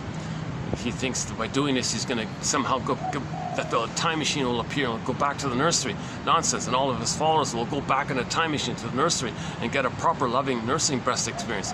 Nonsense kind of thing. Okay? Then the handler says, you know, your mother gave you emotional poverty. Well, make them create emotional poverty, create actual poverty over there, and they're going to hand over the stuff, because that's the pillaging mechanism. And that replays how mother pillaged your soul, short-sold your soul, and you had to hand over your soul goods to the mother who got some benefit from it. So short-selling means you damage something and you get some benefit. They short-sold. So mothers are short-selling their baby's soul. They become short-sellers. So whoever's, so the later on continuation of the repetition compulsion is to pick someone representative of a bunch of people with that, fuel him, fund him, give him support, give him this, and knock yourself out. You have authority, you have my authority. So this is Iago, right? Doing this. So Iago seems to be the most aware, or the Iago seems to be the pattern that realizes that as a child, the only safety they can have is when they get others against themselves, which is useful for the pillaging and plundering. So when they pillage and plunder, others are against themselves. And that's the story of Freddy in the comic psychoanalysis. Your mission, should you choose to accept it, is to get that comic. 1955, a comic came out called Psychoanalysis. Every 3 months, they put out an issue. It ran for 1 year, 4 issues. The complete run was reissued 4 years ago. Dark Horse Publishing, both as a hardback for the complete thing and as a digitized copy. You get one or the other, the hardback or the digitized one. I don't think anybody can get the original printed one, which was only 10 cents back in '55. I saw one reference was like $1,000. It would be nice to have the original. It might be kind of fun in terms of nostalgia, I guess.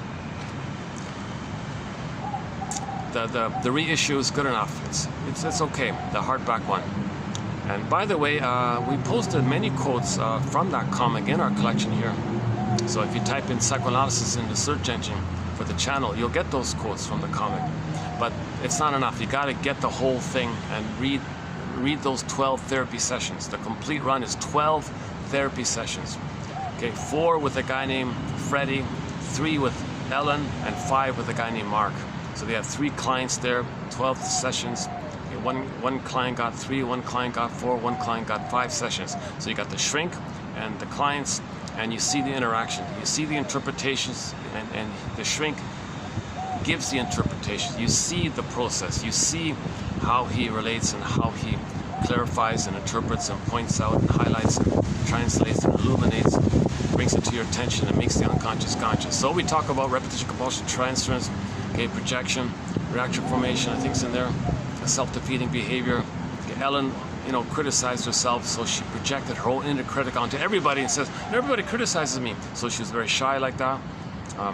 Mark was the overeater one. He was the womanizer one. He was an angry, bitter, disturbed kind of character. So he's like the most difficult one.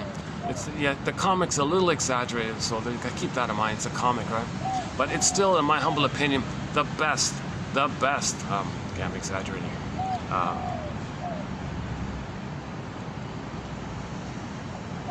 Well, whether I exaggerate or not, I think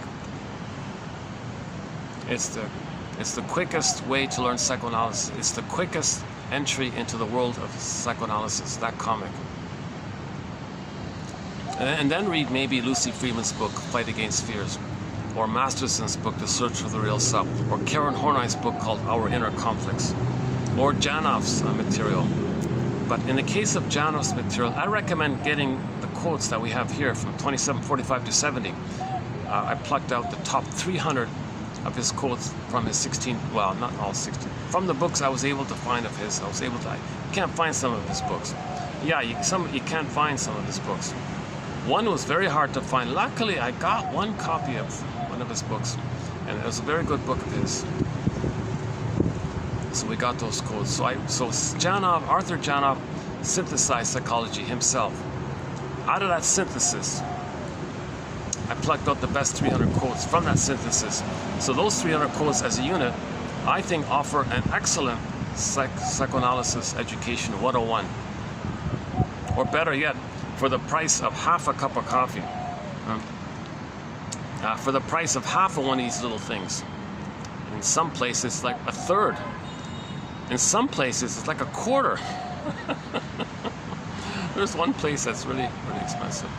It's a minimal, trivial administrative fee, a small admin fee. One can have this virtual encyclopedia. You know, printed, it'd be impossible. But theoretically, if it were printed, only extremely wealthy, you know, it'd be hundreds and hundreds of dollars if it were printed. So you can get it digitized on your iPhone. So once again, 10,000 of these babies. We got 10,000 of these. Oh, my favorite. I forgot the favorite. Hold on a second. What's my favorite here?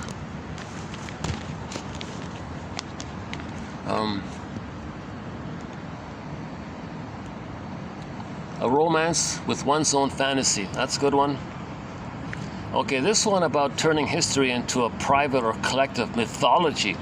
This mythology that you're going to go back to utopia. Wow, wow, that's scary stuff. That creates the tyrants and the monsters, right? This collective mythology issue.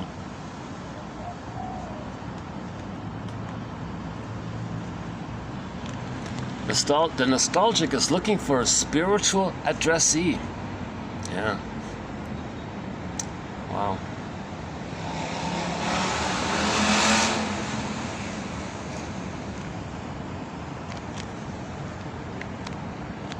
Yeah, for some, nostalgia was a taboo, a fear that looking back might paralyze you forever, turning you into a pitiful monument to your own grief. First-wave immigrants are often notoriously unsentimental. I can imagine that. Coming from growing up in Canada, I can imagine that. That some first-wave immigrants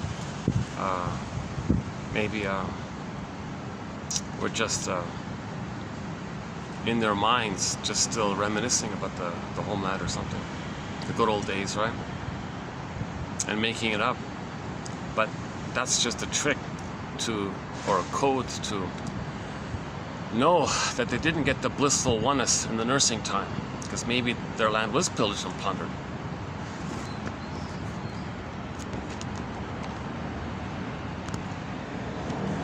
The field of self-conscious exploration of longing, without a quick fix,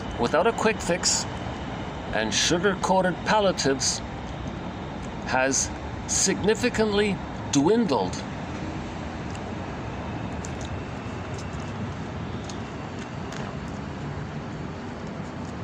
So I don't see many. It's a yes or no, right?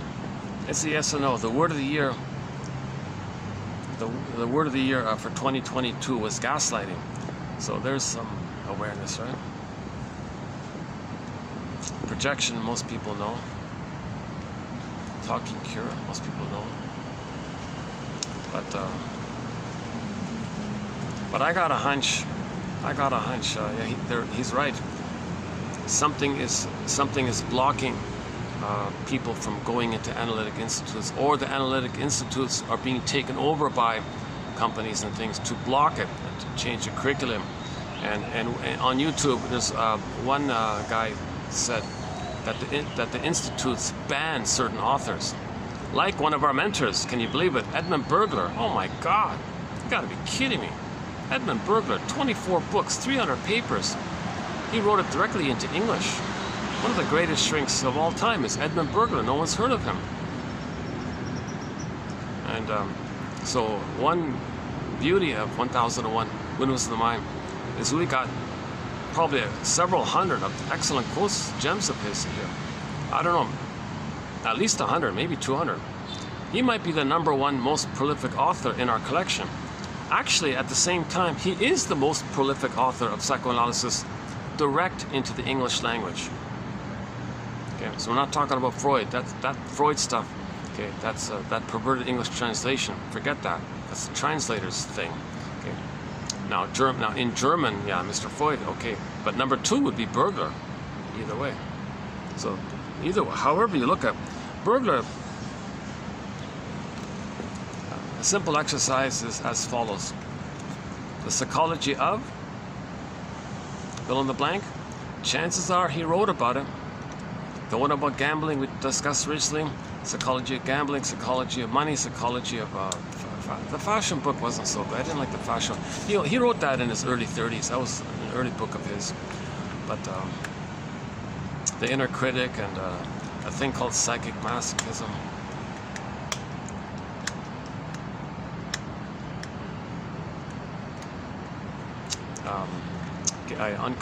What's the other one? Writing's the big one. The writer. Oh, that's the one that got him into trouble. My theory is that he was the main go-to shrink. He was the rock star at that time. Everybody's lining up to see him, and he wrote some self-help books as well. And in that book called The Psychology of Writing, most of those people coming to him are writers, but embedded in that writing group, there were some people from the PR. I think something must have happened there. So some head of the propaganda unit said, "Oh, this guy, we got to block this guy here. He insulted me." I don't know. It's just a question mark. Because my guess is there's a line in there where he said people in the PR and advertising, they have a huge contempt for humanity. That's what he said. I go, whoa, really? Wow. Like, he's very reasonable and intelligent. That line kind of stood out a little bit for me. Like, wow. And then I put it aside and I thought about it for a couple of years. For a while. I think maybe he's right, yeah. So the record metaphors from his, okay, the theory about infantile megalomania, lots from there. The baby's fears comes from there.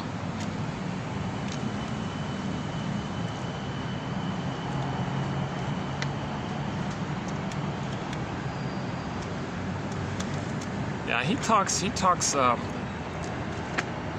fair bit about a thing called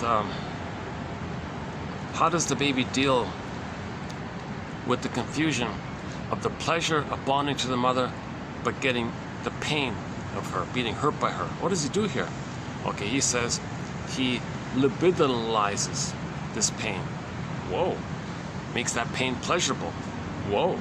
That's called the pleasure in displeasure principle or phenomena. And that jargon he created is psychic masochism. And no one wants to know this, no one wants to feel this, no one wants to admit this.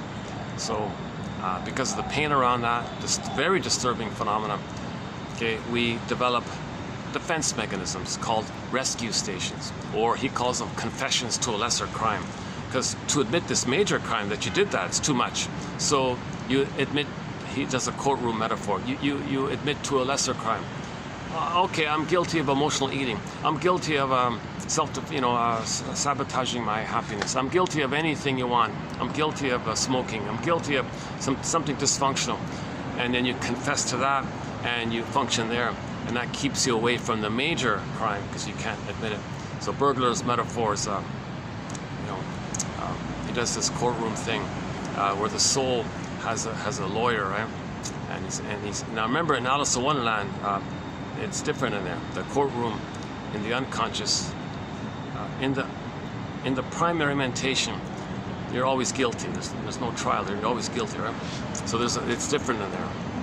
So the soul's lawyer says to the district attorney or something, "Look, come on, I give him a break here. He was only a baby. He had to make pleasurable the pain.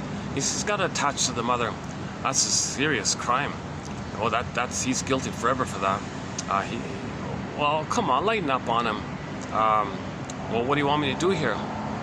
Well, let's get him to confess to the lesser crime of being dysfunctional, and we'll just keep it like that. It's a compromise. What do you say, buddy?" Takes it to the judge, and judge says, all right. We'll say he's guilty of the lesser crime of being dysfunctional, and we'll leave it at that. Case closed. Next. But that setup in the brain like that means the person never faces the true issue of why he's dysfunctional.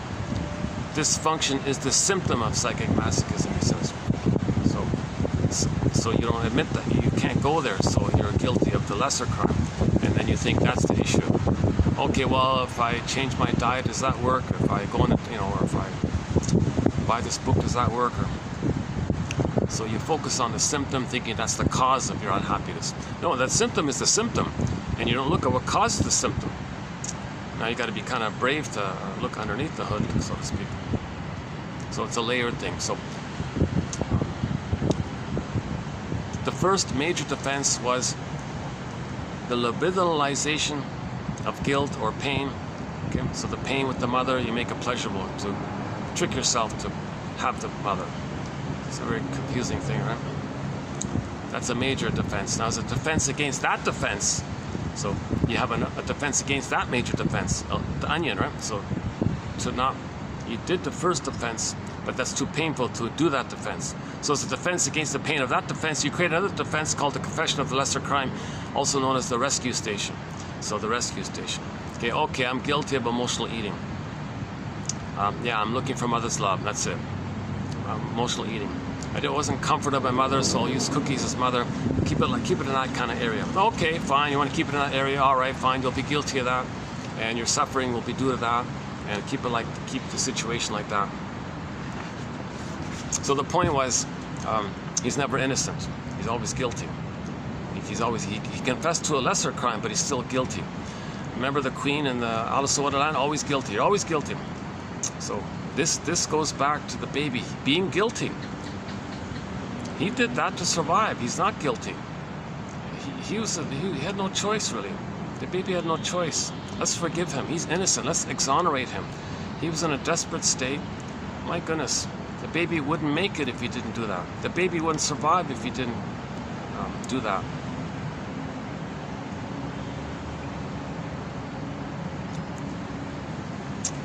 It's tough to, I haven't talked about that in a long time. I remember 3 years ago when I was trying to grapple with this theory. That's just one of his, but that's sort of his pet, that's sort of a thread throughout his books, this thing called psychic masochism. He kind of presents it as a continuation in his various books. And he wanted to teach others about it. But that courtroom metaphor never really got through, I thought.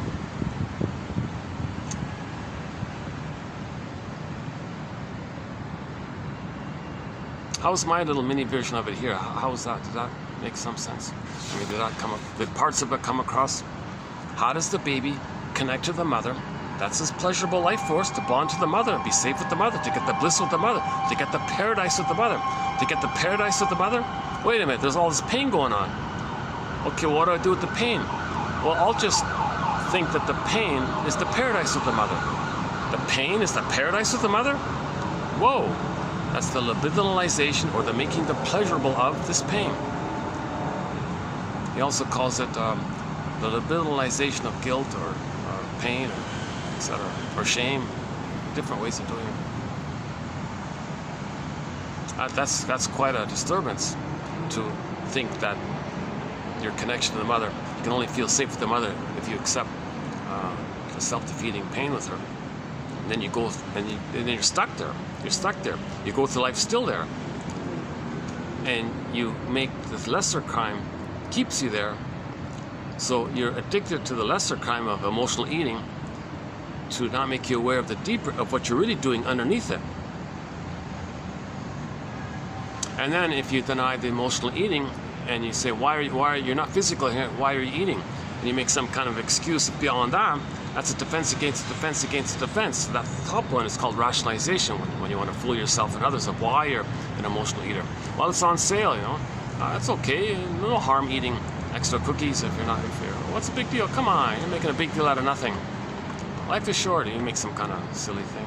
Palliative. What is it? Palliative. Quick fix. Not, what do you call it again? Quick fix, sugar-coated palliatives. So just some silly little cliches or excuses or something.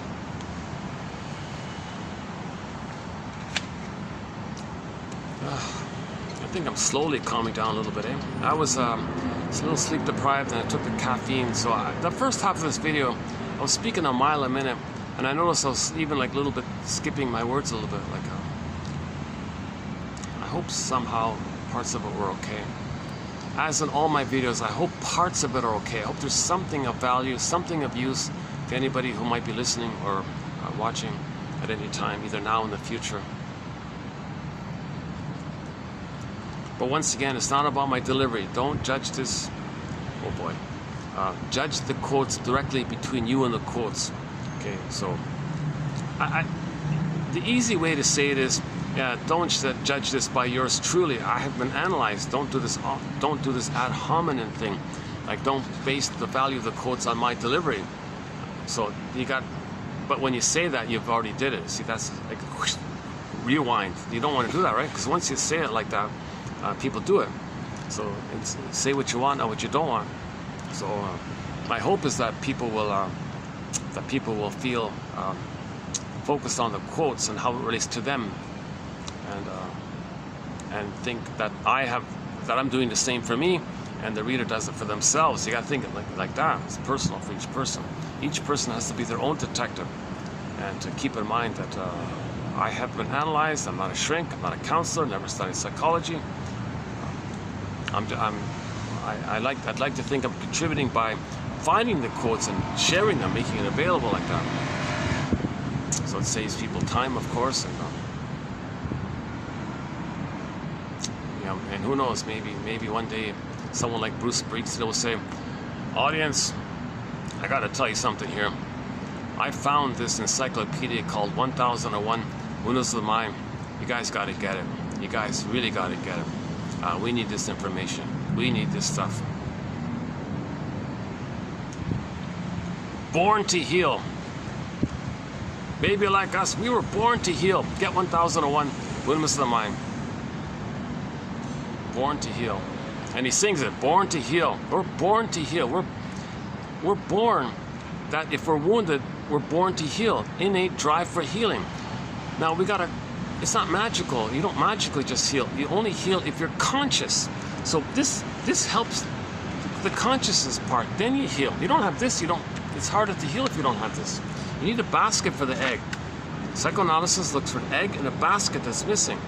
Okay, that scarecrow needs a brain first. Then the lion gets the heart, and the lion gets the courage. And then all four of them can skip along the golden, feelingful, golden road, golden ball road, get the feelings back, and then you're happy again.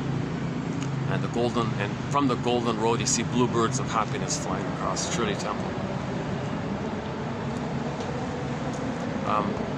I'm not gonna go downstairs this time. I'm gonna wrap it up here within a few minutes, within 5 minutes. Let's see, battery's holding up here. Battery's holding up. For a better delivery, I would say the last video, 30, was a better delivery. I was calmer. I wasn't as little edgy like I am today. I spoke more smoothly in the last video. I feel a little better about the last video. So this video is just like kind of like a trial, sort of like an experimental trial for these quotes. I'm going to revisit these quotes in the next video when we do 32. Today is 31, right? No, sorry, this is 92. Well, what am I thinking about? Did I say 92? Oh, 32. Oh, sorry, typo here. Today we did 28, 92. Yeah, okay. So when we do 93, I'm going to review 92. Yeah, okay. So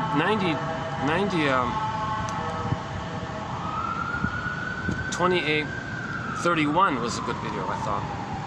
The last one, 31. The one before this one. I think it's 3 hours and 50 minutes or something. Yeah, that was a better one, I thought. There's a swan in there. You'll see the swan. What else? Is that it? Just a swan?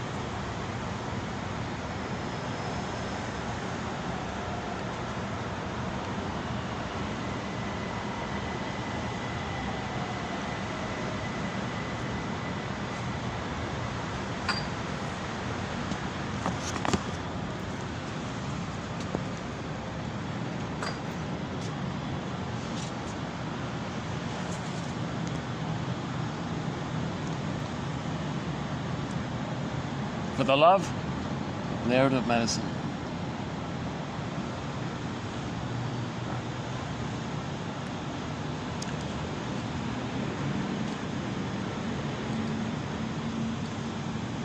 You know, it's funny, when I look at the clouds, the sky, it's just white clouds and gray and white, right?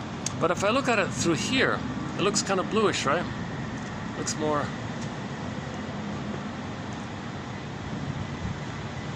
Yeah, that's funny. Look at that. Yeah. See, look at there. Yeah. Yeah. See the gray on the. See, it's bluish when you see it that way, right? But in reality, it's all gray, right? But it looks bluish, right? Oh my goodness.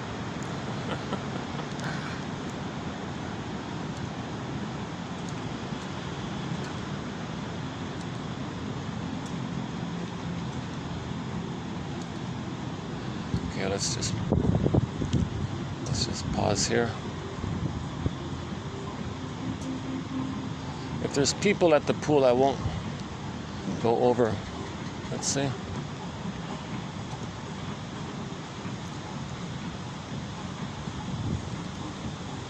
Oh, maybe. Yeah, maybe.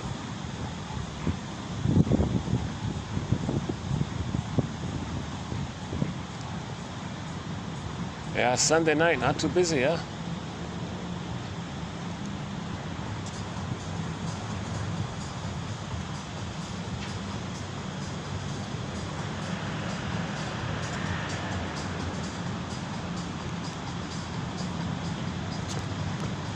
Oh yeah, okay, let's wrap it up by the pool. Yeah, let's wrap it up by the pool.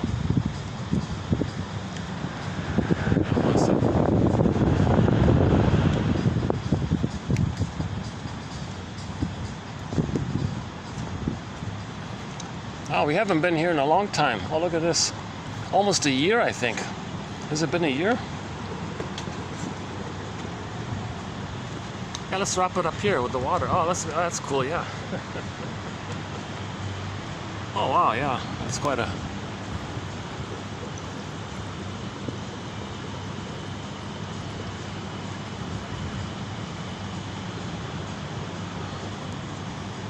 Any final thoughts here? Yeah, so speaking of Narcissus earlier, Narcissus looks into the pool of water. He sees a reflection of himself. Like, wow. And they say he's like symbiotic there, like he's just meshed there, like he's just one, like transfixed, like spellbound, like whoa. Yeah, that's the psychology to approximate that the baby's sort of in that state. The solipsistic, just about him, everything's for him, he's in love with himself, he's special, self-sufficient, needs are met like that.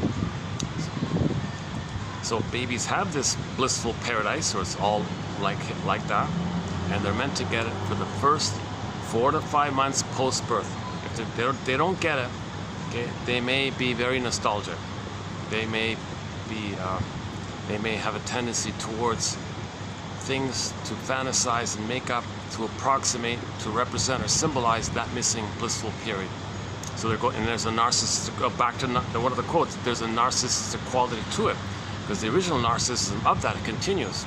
So you're missing that narcissism. You didn't get your narcissistic needs met, put it that way. So you're still stuck in that.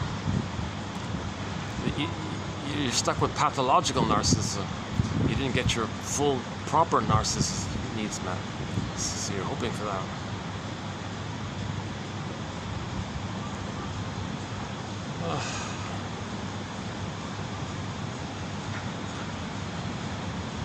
Jeez, if I were in a good mood today, if I were rested, I could. I'm being nostalgic now. It is what it is, right? Like, Marcus, you did a mediocre video today. It is what it is.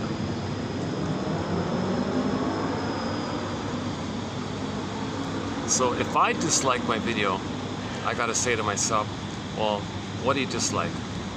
Well, I dislike sort of the backward step a bit, because I thought yesterday's video was a forward step. I kind of went back. Okay, well, that's a defense against your fear. What do you mean?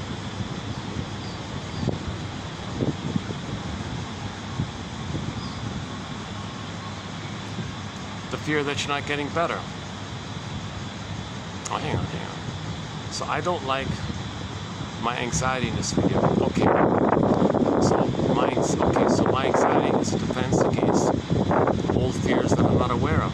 What old fears? Well, comfort, safety, safe home. And as you're going through life, you're reminded of those past things that you don't remember. Amnesic memory. But the body remembers. And the body is triggered. You're triggered in life. So you get anxiety. Anxiety is physiological.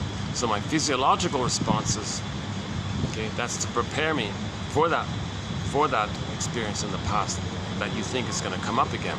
Now you're trying to prepare yourself. So anxiety means you're trying to prepare yourself for the re-experiencing of the past. The triggering of the past. So when Riley says that, we prepare for the future, that one, she means in the future, she's going to prepare to re-experience the past, but this time be prepared.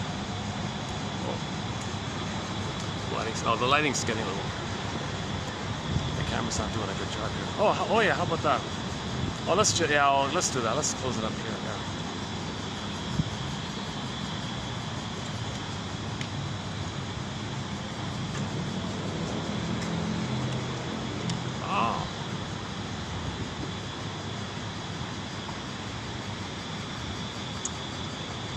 Oh, it's nice to hear the crickets and things, cicadas.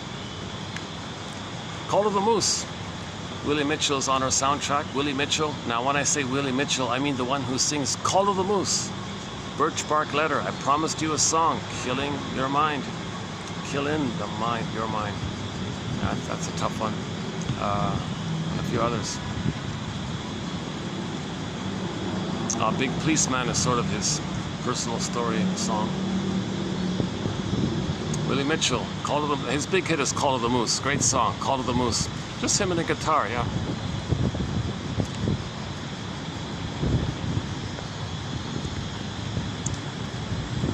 We have some songs from Willie Dunn, his buddy there, a Mi'kmaq singer. Children of the World, Son of the Sun, The Ballad of Crowford. Crowford, why the tears? That one there. They reissued his collection. They remastered his songs. I kind of missed it. I don't get it with these remasterings. Most of these remasterings are worse than the original. I've never heard a remastering that's better than the original. Like even Santer's remastered some of his albums. Oh, it sounds diluted or skimpy or somehow. Tinselier.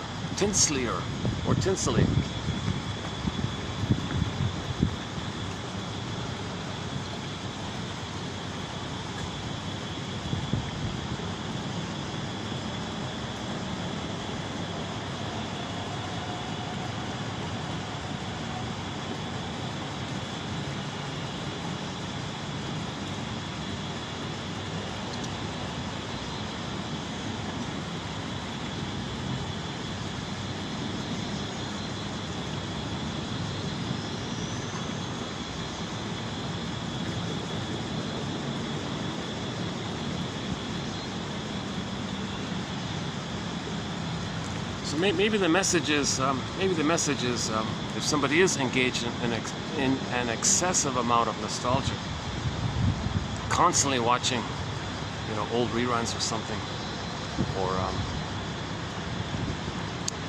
that's code that they don't want to face the loss of their identity, their authentic identity. I mean, because if you have your authentic identity, you're living life in the present. You're too busy watching old reruns of whatever.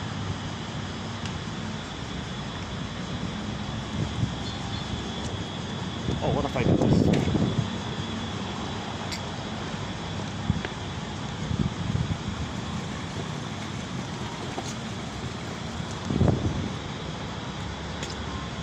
How's that? Oh, okay.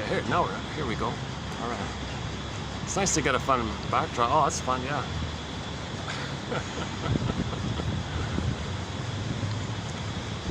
See, it shows up blue there, right? And how does it look? Wait a second. Okay, okay. So in reality, there's like a hint, a hint of green actually. It's more greenish, but here it shows it's more bluish, right?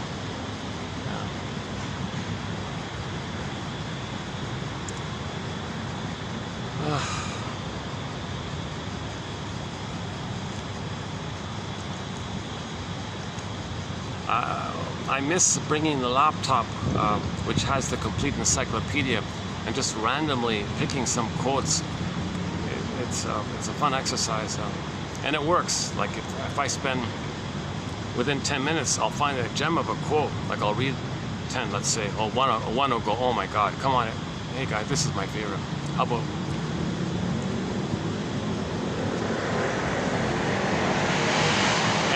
And the point about the dream issue was discussed in the last video about getting a letter from you to you, and you want to read the letter. The importance about that point.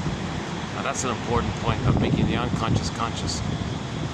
Once again, we want to make the unconscious conscious. The more consciousness we have of ourselves, the more we're connected to ourselves, the more whole we are, the more healed we are, then our physiology sorts itself out and our symptoms disappear.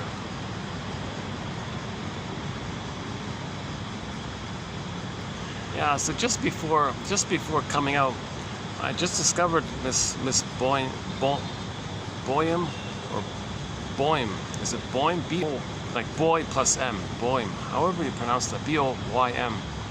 So just before coming out, I just took a quick YouTube search, and I saw that little clip of hers. Very nice, friendly, warm-hearted, kind of friendly, very likable person. And she was saying, yeah, she made a case for that.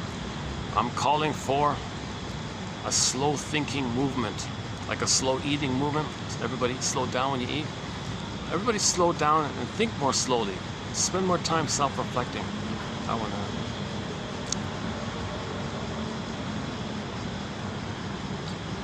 Oh yeah, okay. And then, anyways, the thing I learned was that there's a documentary about her. So that's how kind of. She touched a lot of people because they were clamoring, please give us a documentary, please tell us more about her. She kind of died a little bit before her time, I guess. So they wanted to know more about her. It's funny, and when I saw that, I think maybe her follow-up book was this very I haven't seen it, but apparently it's a very philosophical kind of book. So she pretty much stayed in this philosophical kind of area. I thought, geez, that nostalgia book that you wrote, I would think that would lead you more to the psychology area, like the psychoanalysis area. But it seems that, yeah, maybe she wanted to keep her tenureship, her professor status. So maybe they discouraged her. No, you can write philosophy. Don't go into psychoanalysis here. We don't want to teach our students psychoanalysis. You got to be kidding. We, the short sellers, use psychoanalysis to trick you. We don't want you to be aware of it, then we can't trick you. If people don't know themselves, they don't know us. They don't know what's going on outwardly. If people don't know what's going on inwardly with them, then they're not going to know what's going on outwardly out there. They like it like that. It's part of the control, I guess. So let's say you don't like that.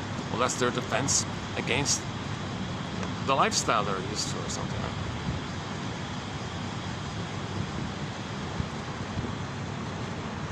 Which is a defense against the pain of narcissism. The pain of not getting the love. To not need to be greedy and envious and things.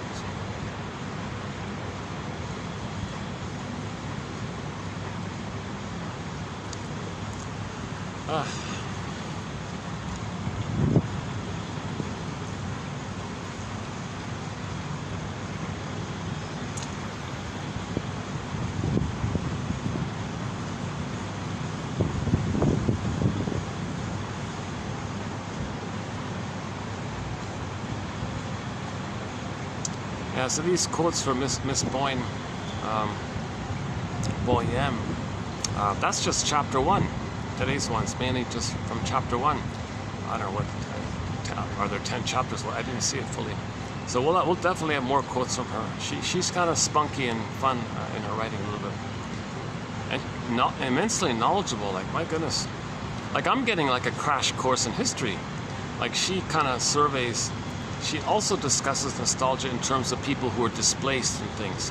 Like, so she's, you're kind of getting an accidental history lesson here. Oh, okay, oh, I see, that makes sense.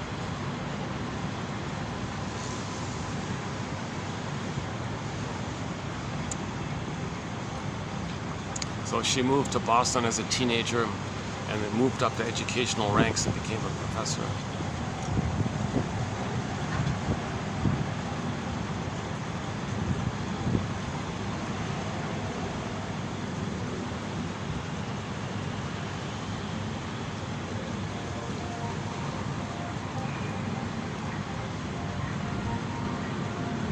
Yeah, she made the one point, if maybe in some places, if people do have maybe more leisure time, they may be more philosophical because they got that kind of time like that, right?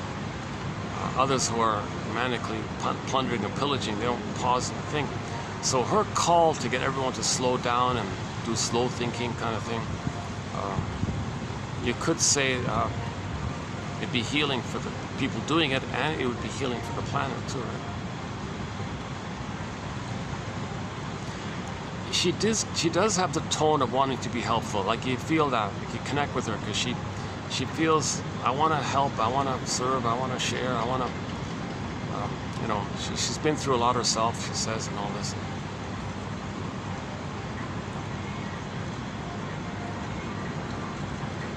So nostalgia and philosophy was her path, right? Yeah.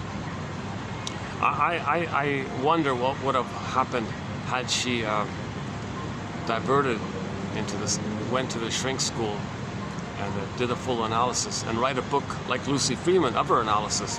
Now, Lucy Freeman lived a long into her 90s or whatever.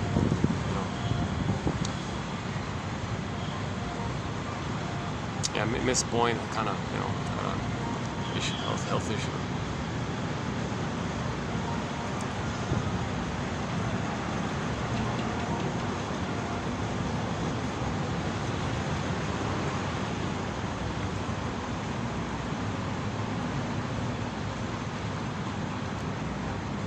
But she helped others. She helped others. Yeah.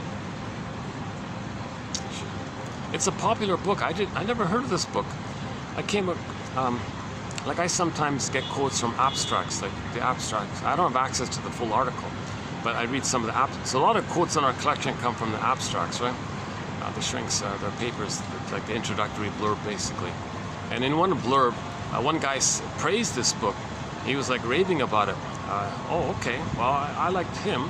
I like that author who was saying that, so I trusted him. Okay, well, yeah, great. I love it when shrinks you like refer you to books. So I looked up her book. Luckily, I found one. I found a copy, and I read the first chapter. Oh my God! Yeah, this is pretty cool. This is good stuff. Yeah.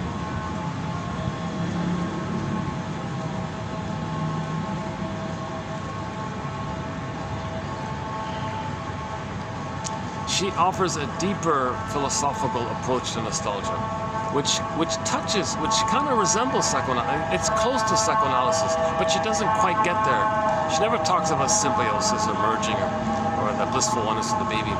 She just says, well, longing for something that was never there, something impossible, and that's part of the appeal, that it is impossible.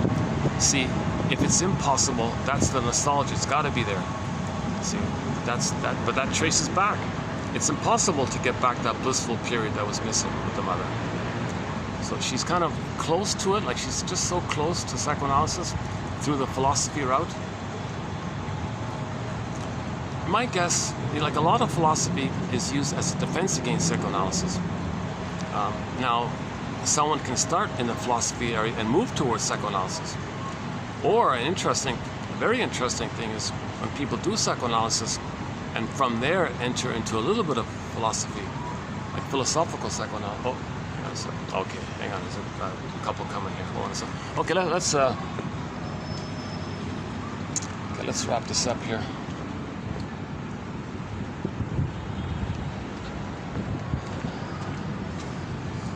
Hi. Let's put this back here. Actually, maybe I can.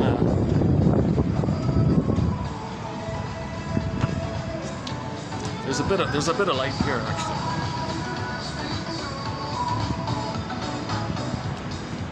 How about here? Wrap it up here. Well, let's go back to the blue sky.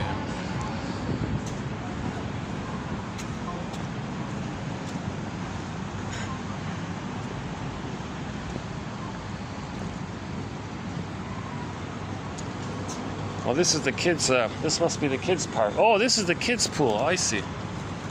Oh, right. This is the kids' pool. That's the main one.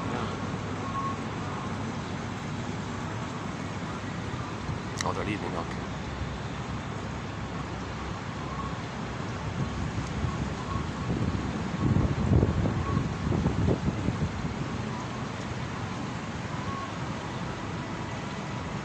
Oh, the couple, the lady found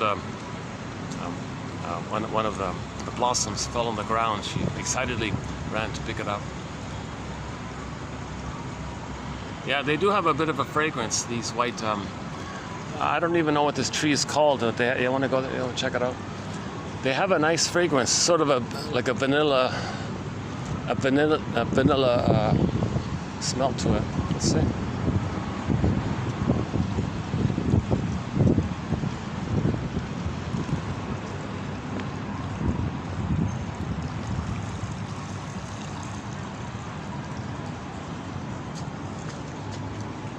Yeah, it's a little sweet, it's nice, it's a nice smell, yeah.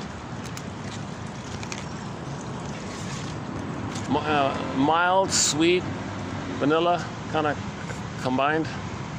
There's some more here.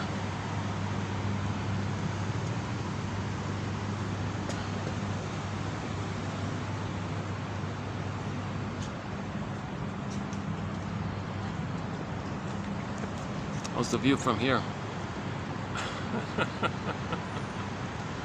It's a little, the way on the camera looks kind of cloudy because the lighting. All right. How am I going to end this video? Oh, I got to get my bag. Let's not forget my bag. Just some empty juice bottles.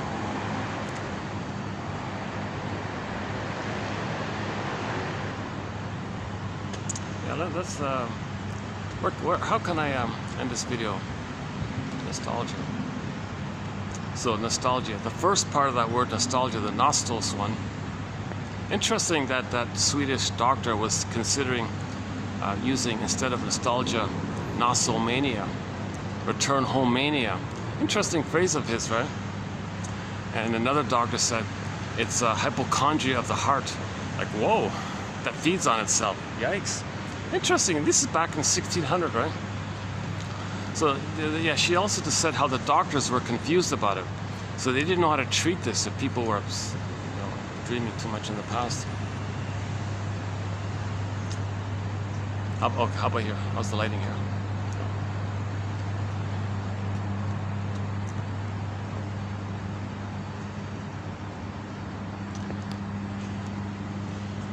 This is the palm, bit of a palm or fern. Oh, this is one of the rare. This is very rare for me to have this here without people around. Yeah, Sunday nights are good, eh? Sundays are good.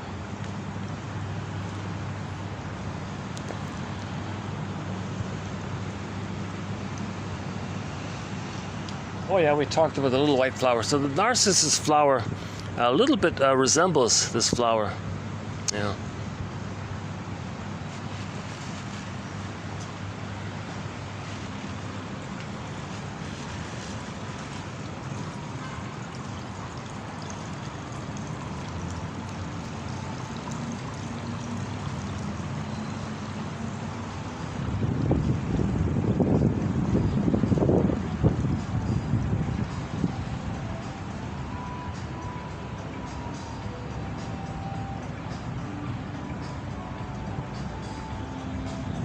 Right, oh yeah, so nostalgia. So the first part means return home, and the algia part means. One person said it means pain, another person said it means longing.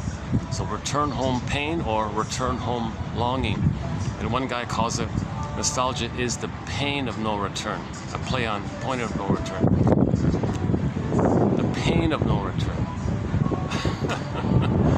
That's a great little aphorism, right? Nostalgia, the pain of no return.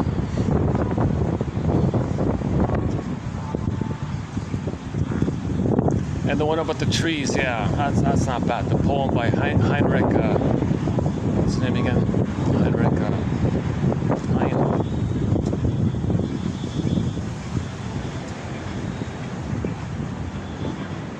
Oh, what about here? Can we get some light here?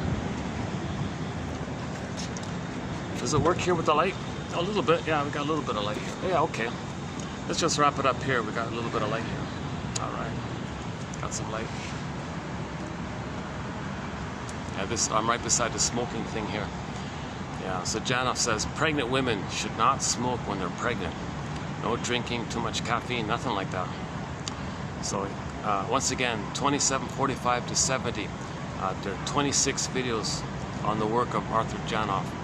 Huge contribution to psychotherapy in general. I love that material. I felt kind of excited during that whole time. I remember. I even paid like the huge shipping fee to get a couple of his books. You know, once in a while I kind of.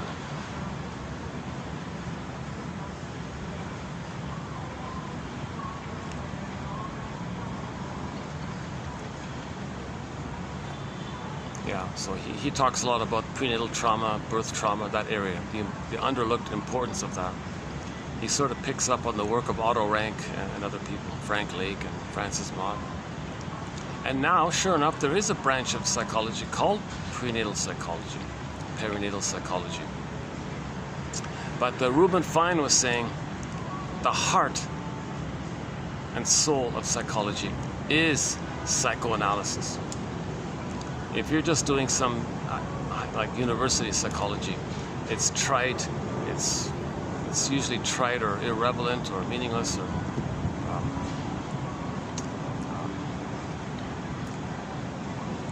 so he says the real psychology, the heart of psychology, ultimately is the psychodynamics, the psychoanalytic approach. Meaning, how is the present influenced by the past? The baby has an interpersonal relationship with the mother. The interpersonal creates the intrapsychic, the memory system in the mind, intrapsychic society, blueprint, schema, working model, etc. Okay? And then the person goes to life through that. So you step back and observe the whole thing, study the whole thing. Psychoanalysis is the study of the internalization of interpersonal relationships. And then it's inside out, as above, so below. So the above that you're seeing, look for the below. How the below is creating the above. Or how the above is a reflection of the below, created by the first interaction. Now, if that first interaction with the mother is problematic, that's going to lead to problems later on, obviously. So forgive the mother. Forgive her. Not just magically, oh, okay, I forgive you. Nothing like that. Hey, get the story. Why? Why did the mother not love the child? No, seriously, why did the mother not love the child? Okay, go to TQ 2822 for on that one. 2822. The shrink said to the journalist, oh, you're an excellent journalist. Oh, I'm sure you're an excellent journalist. And you're very good at asking all these why questions. You've got a lot of good why questions. But you're missing the why that's at the root of it all. Oh, really? I'm missing the most important why question of all? Which one's that? Why didn't my mother love me? Oh. And a little while later, she was crying about it. She realized the truth, and her symptom went away. Her symptom went away, never came back. Yeah, her story was she had a symptom. They went to physical doctors, and they all said, nothing wrong with you, really. Yes, you got the symptom, but there's no real, genuine physical problem. One said you needed an operation. What? Is it that bad? And then one finally said, no, this is psychosomatic. This is emotional stuff. You got to talk to somebody. Oh, I see. Symptoms reveal and conceal the emotional conflict. So, I mentioned earlier a little bit. So capex, the baby's crying, screaming. Mother rejects it, turns inward to a symptom. So the symptoms reveal and conceal this cry and this scream to the mother. So you got the symptom, you got to interpret it as code for the conflict with the mother. Sarno says back pain is a rage of the mother when you were a baby. So if the baby had a need, those needs were meant to be provided and supplied by the mother. Wasn't met. Your rage is linked to the mother.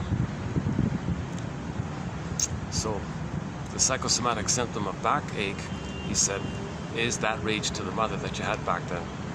And the body's freezing. It's fossilized in the body, kind of tense all the time. Too much tension, you gotta blow off steam, blow off steam. Ugh. That's not healing. So Mr. Rosenberg's famous line is, anger is an expression of unmet needs. So make the link that anger is linked to the needs not being met. Then there's anger. When the needs are met, joy is there. When the needs are not met, joy zoops away and go back to the primitive brain, and anger hops up.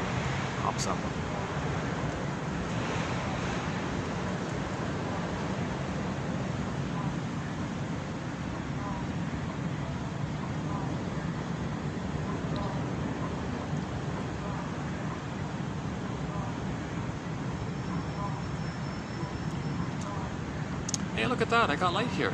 Oh my goodness. Seriously? That gives me an idea. Maybe I might try this in the future.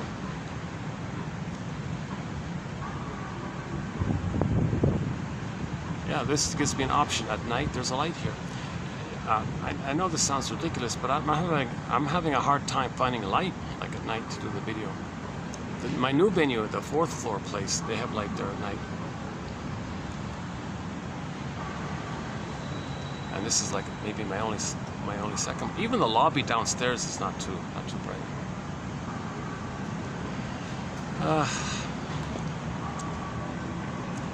Nostalgia. Nostos, return home. Algia, pain, longing. The pain of no return. So you make up a romance fantasy. Okay, I'll make up a romance fantasy, which is due to lack of closure with the mother, meaning not getting. Okay, this romance fantasy means unfinished. Another way of saying it is unfinished business with the mother. Come on, mother, where are you? I can imagine that you're there in your fantasy. See, fantasies are often what you wish and need, right? And then her theory about if it's a bunch of people, then they're all thinking about their land or whatever as this utopian place that never existed. And they're denying the genocide and slavery and all these awful things. So they want a guilt-free past. Today's quote, right? What was it again? An unencumbered fantasy. So you deny the reality, make up a fantasy, but that's just code for, that's a symbol for, a code for the wish for the breast experience of the mother and being in a heavenly, blissful place with the mother. That's just code for that. Now, if a whole bunch of people have that, okay, well, that's useful. You pick one who is the most articulate, put them on stage, and tell everybody, well, you know, the guy who sponsored me here wants us to be his flying monkeys to pillage and plunder. So he's using our psychology. What's our psychology? Mother stole our soul. Land. So he wants us to steal the land over there. Because we're loyal to the mother who did that to us. So he's giving us a chance to be loyal to our mother. Really? Plundering the planet is being loyal to the mother? You mean pillaging the planet for a quick buck is loyal to the mother? Well, mother pillaged us when we were babies, and she got a quick buck. She got a little good feeling for the moment. Mother gave us emotional poverty, and we handed our goods to her. Well, Others will be given poverty and they'll hand over their stuff to us. Wow, and that's being loyal to the mother? Trying to save her? So the propaganda is, well, we gotta hate the other, because that interrupts our fantasy, our made up deluded fantasy, and seeing the reality of others either as good for having been loved or different meaning mother. So there's a problem there. We want to keep the fantasy. So keeping the fantasy also adds to the psychology of the fuel to repetition compulsion to reenact what had happened.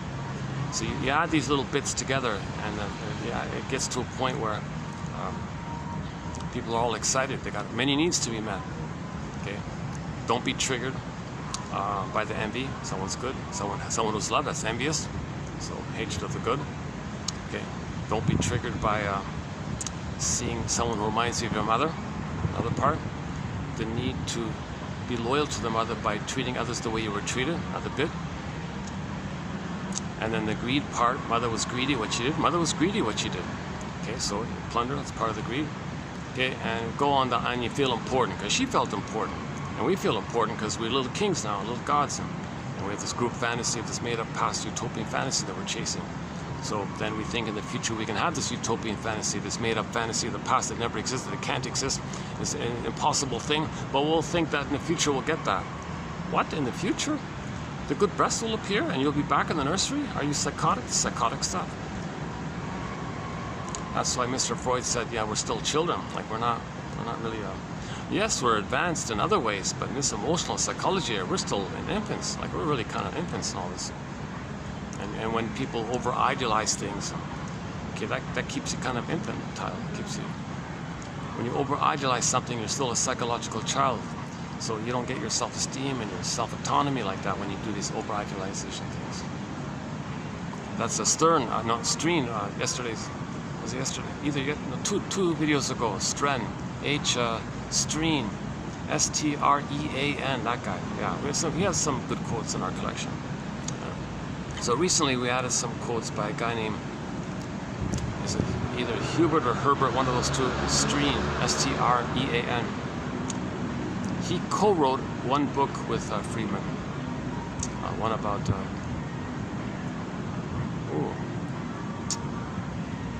forgot already. We have a couple of quotes from that book actually, just 2 or 3.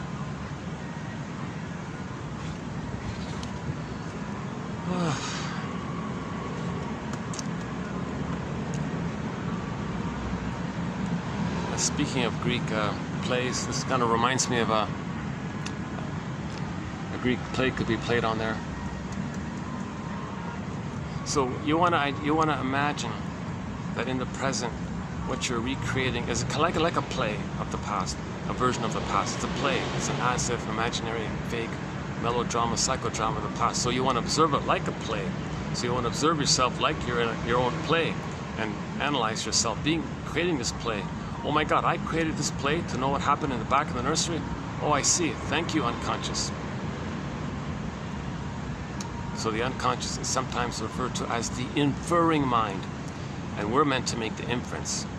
The inferring mind is like a puppet master getting us to do stuff, saying, come on, you, find the inference, make the inference. So you just explore that way, right? Slow thinking. This Boym. How do you pronounce her name? How do you pronounce B-O-Y-M? How do you pronounce that? Boym, or it should be like Boyne, right? But it's Boym, or is it Boy-im? How do you pronounce that?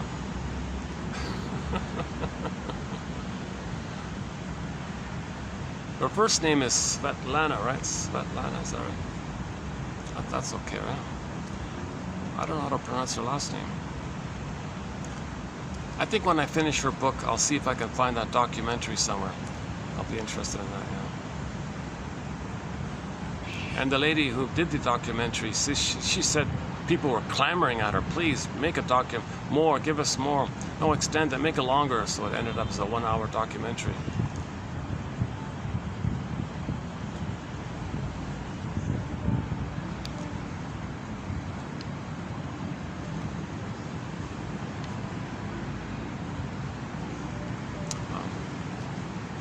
Yeah, I think I'll wrap it up.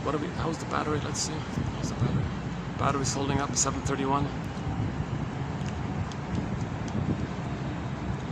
Nostalgia, what else?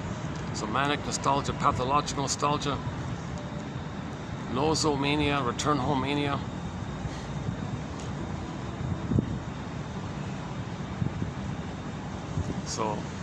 So mainly it's a defense against healing and, you know, the pain of that you're feeling in the present triggered by the past. And so you go back to this utopian fantasy thing, which is code for the reunion with the breast mother. It's kind of like emotional eating, you know. In a way, we could say eating ice cream and cookies is nostalgia. I never thought of it really in those terms. So when you're feeling stress, oh, eat a cookie, eat an ice cream, and you go food trance. Oh, I'm in a food trance. Oh, okay. Lose track of time. I'm in a warm, soft feeling. Okay. You're trying to create through synthetic means something that approximates what you would have felt had you been loved. You're trying to approximate that, right? So you're trying to trick the brain to send you serotonin. Because when the baby's loved, he gets serotonin. Can we find some other way to get serotonin? Well, it's a trick. Okay? The cookie is not mother's breast in the past. Nonsense. So in a way, it's nostalgia, right? Every time you're not physically hungry, but you're eating to soothe your anxiety, okay, that's nostalgia. You're going back to this imaginary blissful place of being nursed and comforted by the mother. So emotional eating, drinking, smoking, that's all nostalgia. Yeah. Smoking, drinking, and emotional eating, that's all nostalgia. Code for the need to mourn the loss of not getting the love from the mother. Question: why didn't the mother love her child? Why? Oh, cunning tale. Get her story. Get some understanding. Okay, aha. Now you're getting some kind of level of safety. The knowledge gives you safety. When you feel safe, you can get back yourself. If you don't feel safe, you don't get back yourself. You got to make yourself feel safe to get back your feelings. If you don't make yourself a basket of safety, a container of safety, you won't get back your feelings. Once again, you need the nest, then the egg. You can't get the egg without the nest, right? Psychoanalysis looks for an egg, then a basket that's missing. I've been using that little line all throughout the series, yeah. I learned it from Philip Bromberg, Philip Bromberg in one of his books. His trilogy has won a Golden Windmills of the Mind Award. Okay, Standing in the Spaces, Awakening the Dreamer. Oh, there you go, Awakening the Dreamer. The nostalgic as a dreamer, right? Dreaming, yeah, Rick Santor's dreaming. Wake up, stop dreaming. Awakening the Dreamer, Standing in the Spaces, like you want to bridge things, like knowledge of the event, the emotion of the event, knowledge of the trauma, the emotion of the trauma. You can't separate, you got to stand in a space to bridge it like that. And then the other one is shadow of the tsunami. He calls trauma an emotional tsunami, and then the shadow, he means like the after effects of the PTSD, like the shadow of the tsunami. Those three books as a trilogy, that set of three books has won a Golden Windmills of the Mind Award.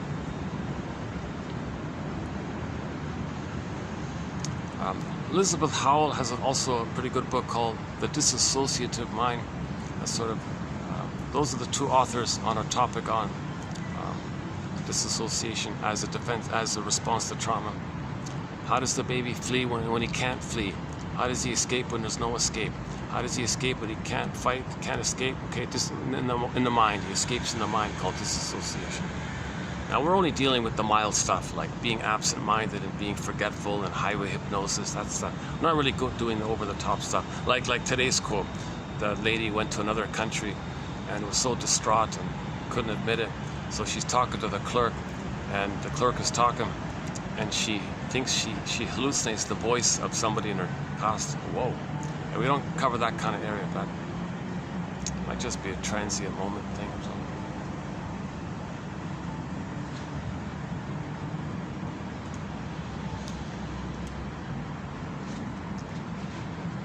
What was it? Yeah, so that's okay. Yeah, I think now our lead author, I think it's fair to say, our lead author on this topic of nostalgia. So new thread? Yeah, I think so. I think we need a new thread here. We've got 60 threads on the go. I think nostalgia can be a separate kind of thread. It's a broader topic which includes pathological nostalgia, which is linked to our thread on complicated grief. So I want to, because there's a whole body of knowledge specifically on nostalgia, although I could kind of include it in the topic of complicated grief, aggravated grief, the derailment of the grief process, melancholia. That's like the psychology world frames it that way. So, but pathological nostalgia is complicated grief, right? So, since there's so much material in nostalgia, I'm going to say let's make a separate thread. It's a nice bridge between psychology and sociology and everything else, history, psychology, all that. Sociology, history, psychology, plundering, pillaging, migrants, etc.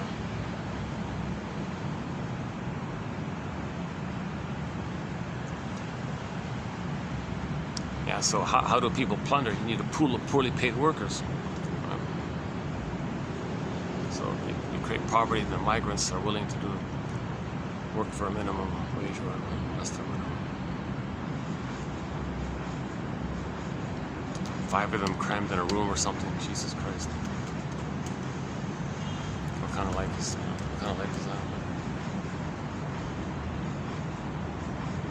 Well, my mother made me uncomfortable. Oh, see, making others uncomfortable, that's loyalty to your brother who made you uncomfortable. And then you hate the migrants because now you see them as your mother. Oh, brother. Yikes. So, brother from another mother. So her point is we all have this issue of nostalgia in some way, shape, or form.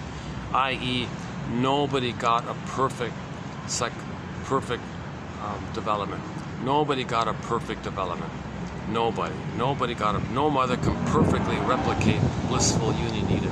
There's going to be some disruptions. And very few people get like an authentic psychological birth. That'd be like a really heartful, maybe like a professional person who's really full of heart. He might be in that area, right? Or like a real genuine states person kind of thing, or really those kind of characters. Those are kind of rare, right? But you're not going to see it when you turn on the channel. You're not going. Most of what you see that's not it, right? They're sublimating. They're frustrated, like the comedians. They're angry. They make jokes as a means to discharge their tension or something. See, the helpful comedy, they say what people are afraid to say. So that's kind of helpful like that.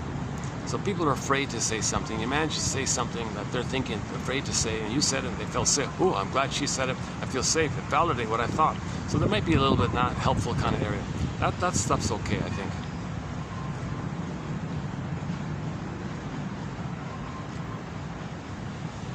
But the humor that's putting yourself, like the immense self-deprecating humor, or the immense...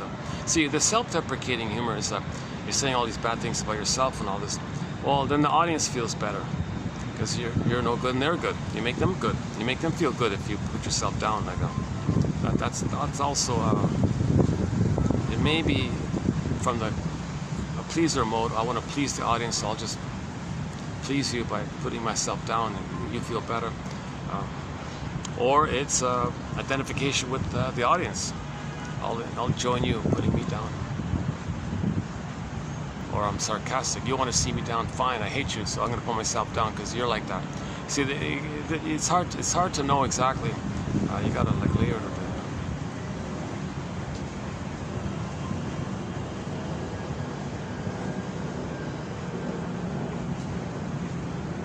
But most of these brutal shows, my God, like the Honeymooner and the Al Bundys and the Archie Bunker, all those vulgar characters. Even the Danny Thomas show was a bit like that, making these constant references to beating the children with his belt gestures and threatening to hit him, and all this little 4-year-old girl is going to beat her. And like, oh, he's brutal, cruel. I don't know what's wrong when people like this kind of stuff. They're sick. There's a sickness there. Schadenfreude is a kind of sickness. Pathological joy is a sick joy, right? That's what I mean.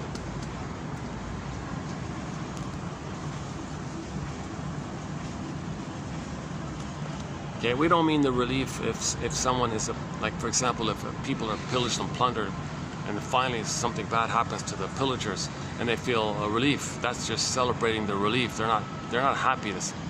That might just be like over decades of pain of being plundered and pillaged, and maybe something bad happens to them.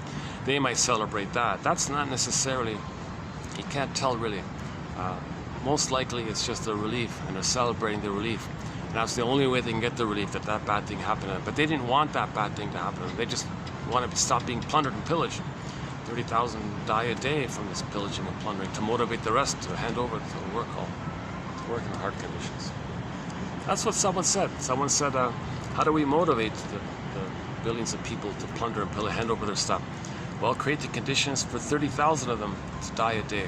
That'll scare the hell out of people. And but you don't want to kill more than 30, he said, because then you lose money. So they did the number crunching, or the algorithms. That's cold stuff.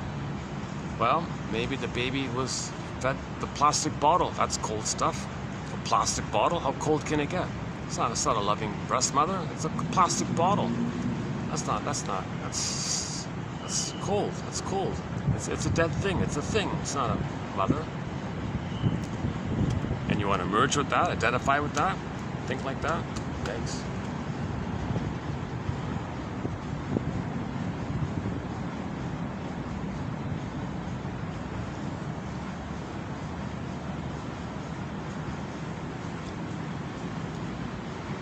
So once again, 30% of what you're hearing in this video is wrong.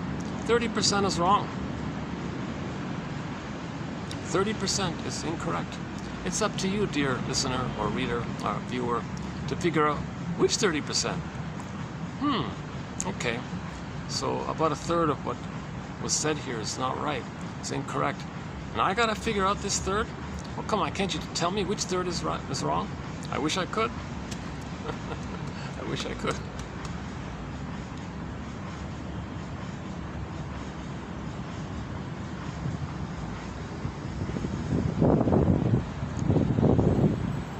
Yeah, the advertisements are out. I see the advertisements now for Inside Out too. So it's going to be released in a couple of weeks. Yeah, I think it's very encouraging. Pete Docter, he's a soul doctor. Pete Docter is a soul doctor. When he created Inside Out, he's being a soul doctor. He's not a medical doctor, but he's being a soul doctor. He did an intense research on emotions and things, and did a great job with Inside Out. And now the sequel is coming out in June of 2024.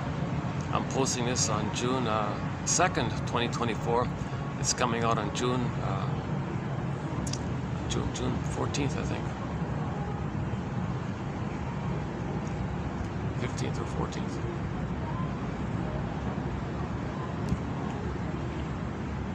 Yeah, so in 2 weeks. Oh yeah, so in 2 weeks, I'm confident you'll get a report from yours truly here. I won't be allowed to like film it or anything, but I'll make some notes or something. Maybe I'll see it twice or something. I don't know how long it's going to take to watch it online. I don't know. There's going to be a huge delay there, right?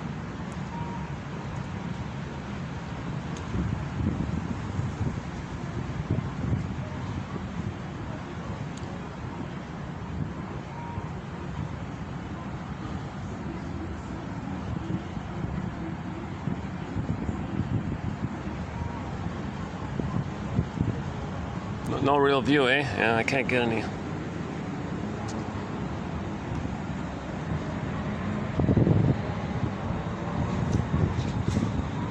Any other final thoughts here?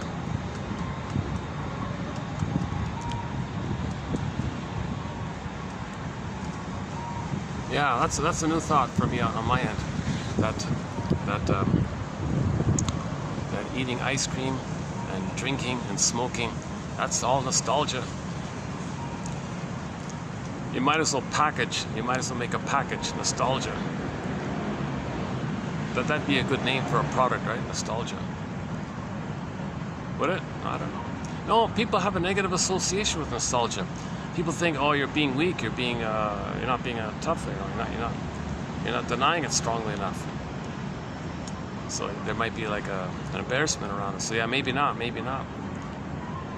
But people want to engage in nostalgia. So what would you call it instead, right? Future paradise ice cream, future paradise cigarette, future, right? That's nostalgia. See, nostalgia is ironically future paradise. Like you're going back in the past. In your future, you're going to go back in the past. Again, nostalgia means you're going to lose track of time. You don't care about time. It's a defense against the reality of time. Remember, the baby, when he's in the uterus, he doesn't know time. He's in that early kind of place, right? Maybe we can say the iguana and the chameleon and the gecko, all these crocodiles, maybe they're in nostalgic mode, right? Are they? Can we say if these creatures have no sense of time, are they in a permanent state of nostalgia? Like there's no time for them, so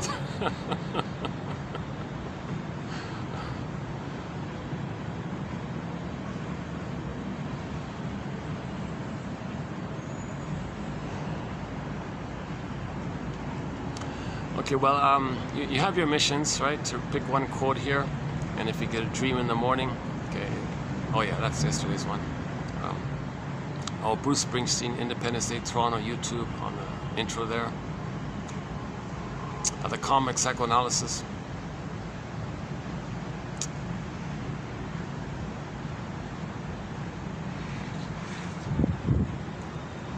And let's experiment with the idea. What does she mean exactly? Slow thinking. Slow thinking. Like slow down. Like give yourself time for thinking. Slow it down so you can think. I think that's what she meant. Like slow. She said slow eating. You've got a slow eating movement, sort of, right? I think I remember that. Everyone's got to slow down in the eating. Be more mindful eating. Slow it down. Slow eating. Okay, yeah, slow eating. That's good. Okay.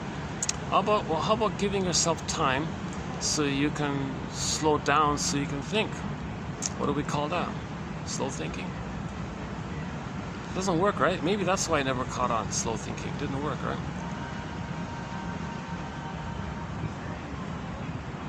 Time for thinking. Time for thinking.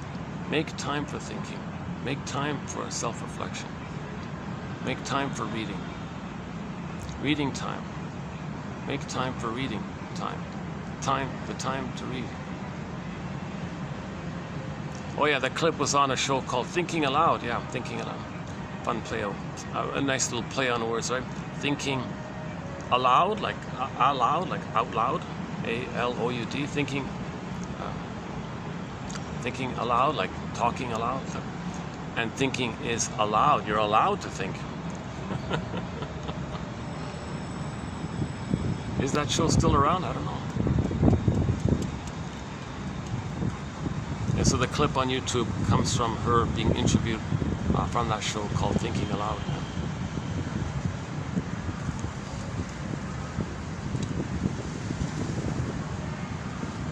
Yeah, I'm finally getting a little summer breeze here. Yeah.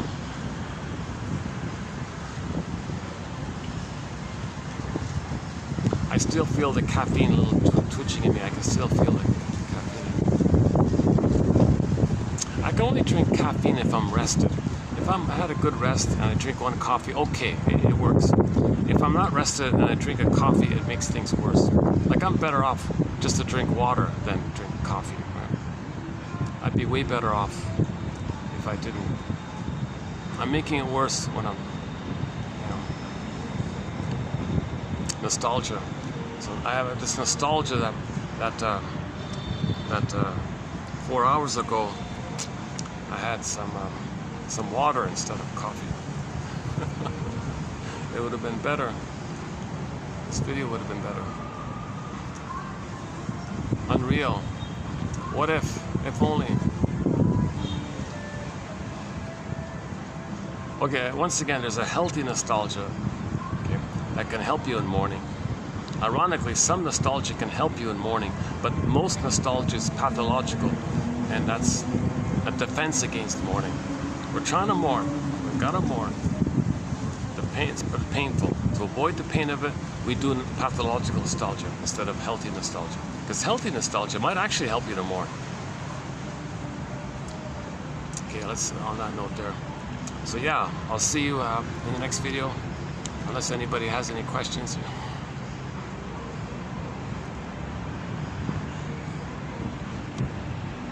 I wonder if I'd ever get to a point where I could do these like live and read questions on the thing.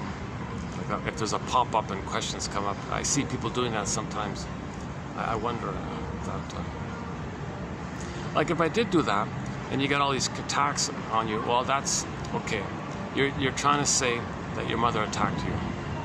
You're identified with her, and you're trying to let someone know how you felt with her. You're trying to induce me to feel what you felt with her. That's like a communication. See, so people can.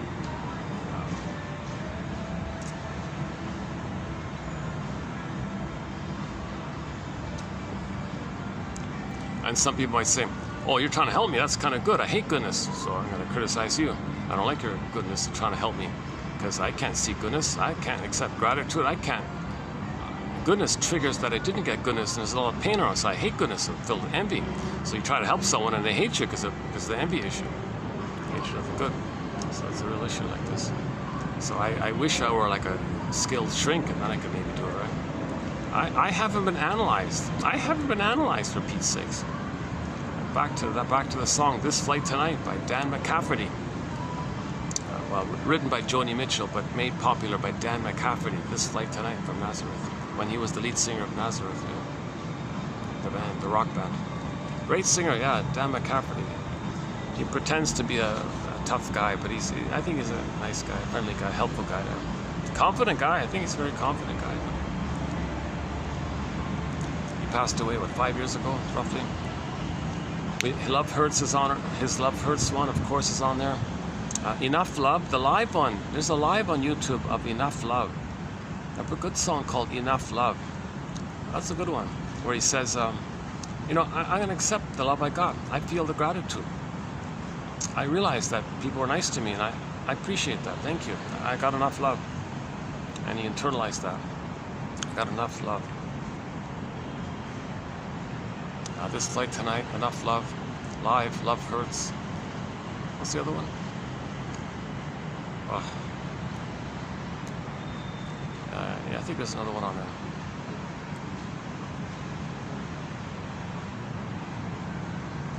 Oh yeah, okay. What's it called? There's another very good song, a ballad, one of the ballads. Like Nazareth has a lot of great ballads. His best music are those ballads, you know, like the slower songs.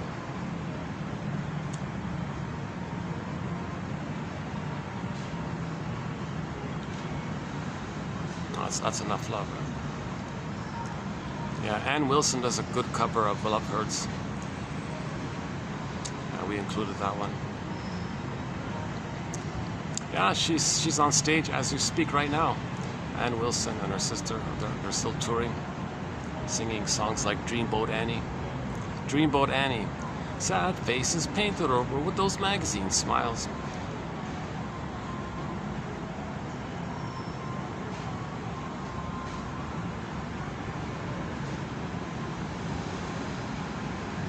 Alone is the big hit, right? Alone. Yeah, that's a good song. Everybody likes Barracuda and Crazy on You and those songs. Yeah.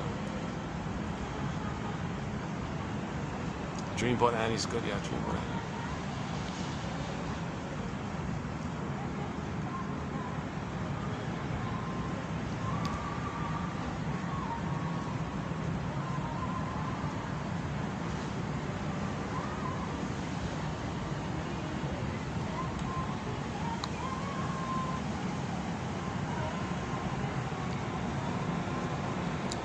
Yeah, we mentioned Rick Santos, so yeah, I think that'd be a good song to close up with. Rick Santos, Band, Bootleg, Dreaming. I'm Dreaming of the man I used to be, where I can be free. No worries, no time, free. Yeah, that'd be a great song to close up with. So Santer's band, the lead singer is Rick Santer's, bootleg. There's 5 on there. The Rapper, Dreaming. 2 other songs I don't know actually, and a cover of a song called Stepping Stone. But of that 5 set, the 2 really great ones are Dreaming and the Rapper, the Don Juan Syndrome character. But Dreaming is a good one. So yeah, that's a great song, Dreaming. So I wish I could just hit the play button, and you're hearing Rick Santer singing with the guitar in the background, dreaming about the man he could have been, if only this and only that, and he feels pretty good about it. Oh, and he asks the provocative question: hey, if I were to stop this dreaming, if I were to stop this nostalgia, now what? I'll see you in the next video. Thanks very much. More to follow on the topic of nostalgia. Return home longing. Nostalgia is the pain of no return. Okay, enough. So we'll talk more on this topic, and we'll talk more about our soundtrack, and we'll talk more about coffee and swans and birds and bluebirds. The bluebird of happiness is within, says Shirley Temple.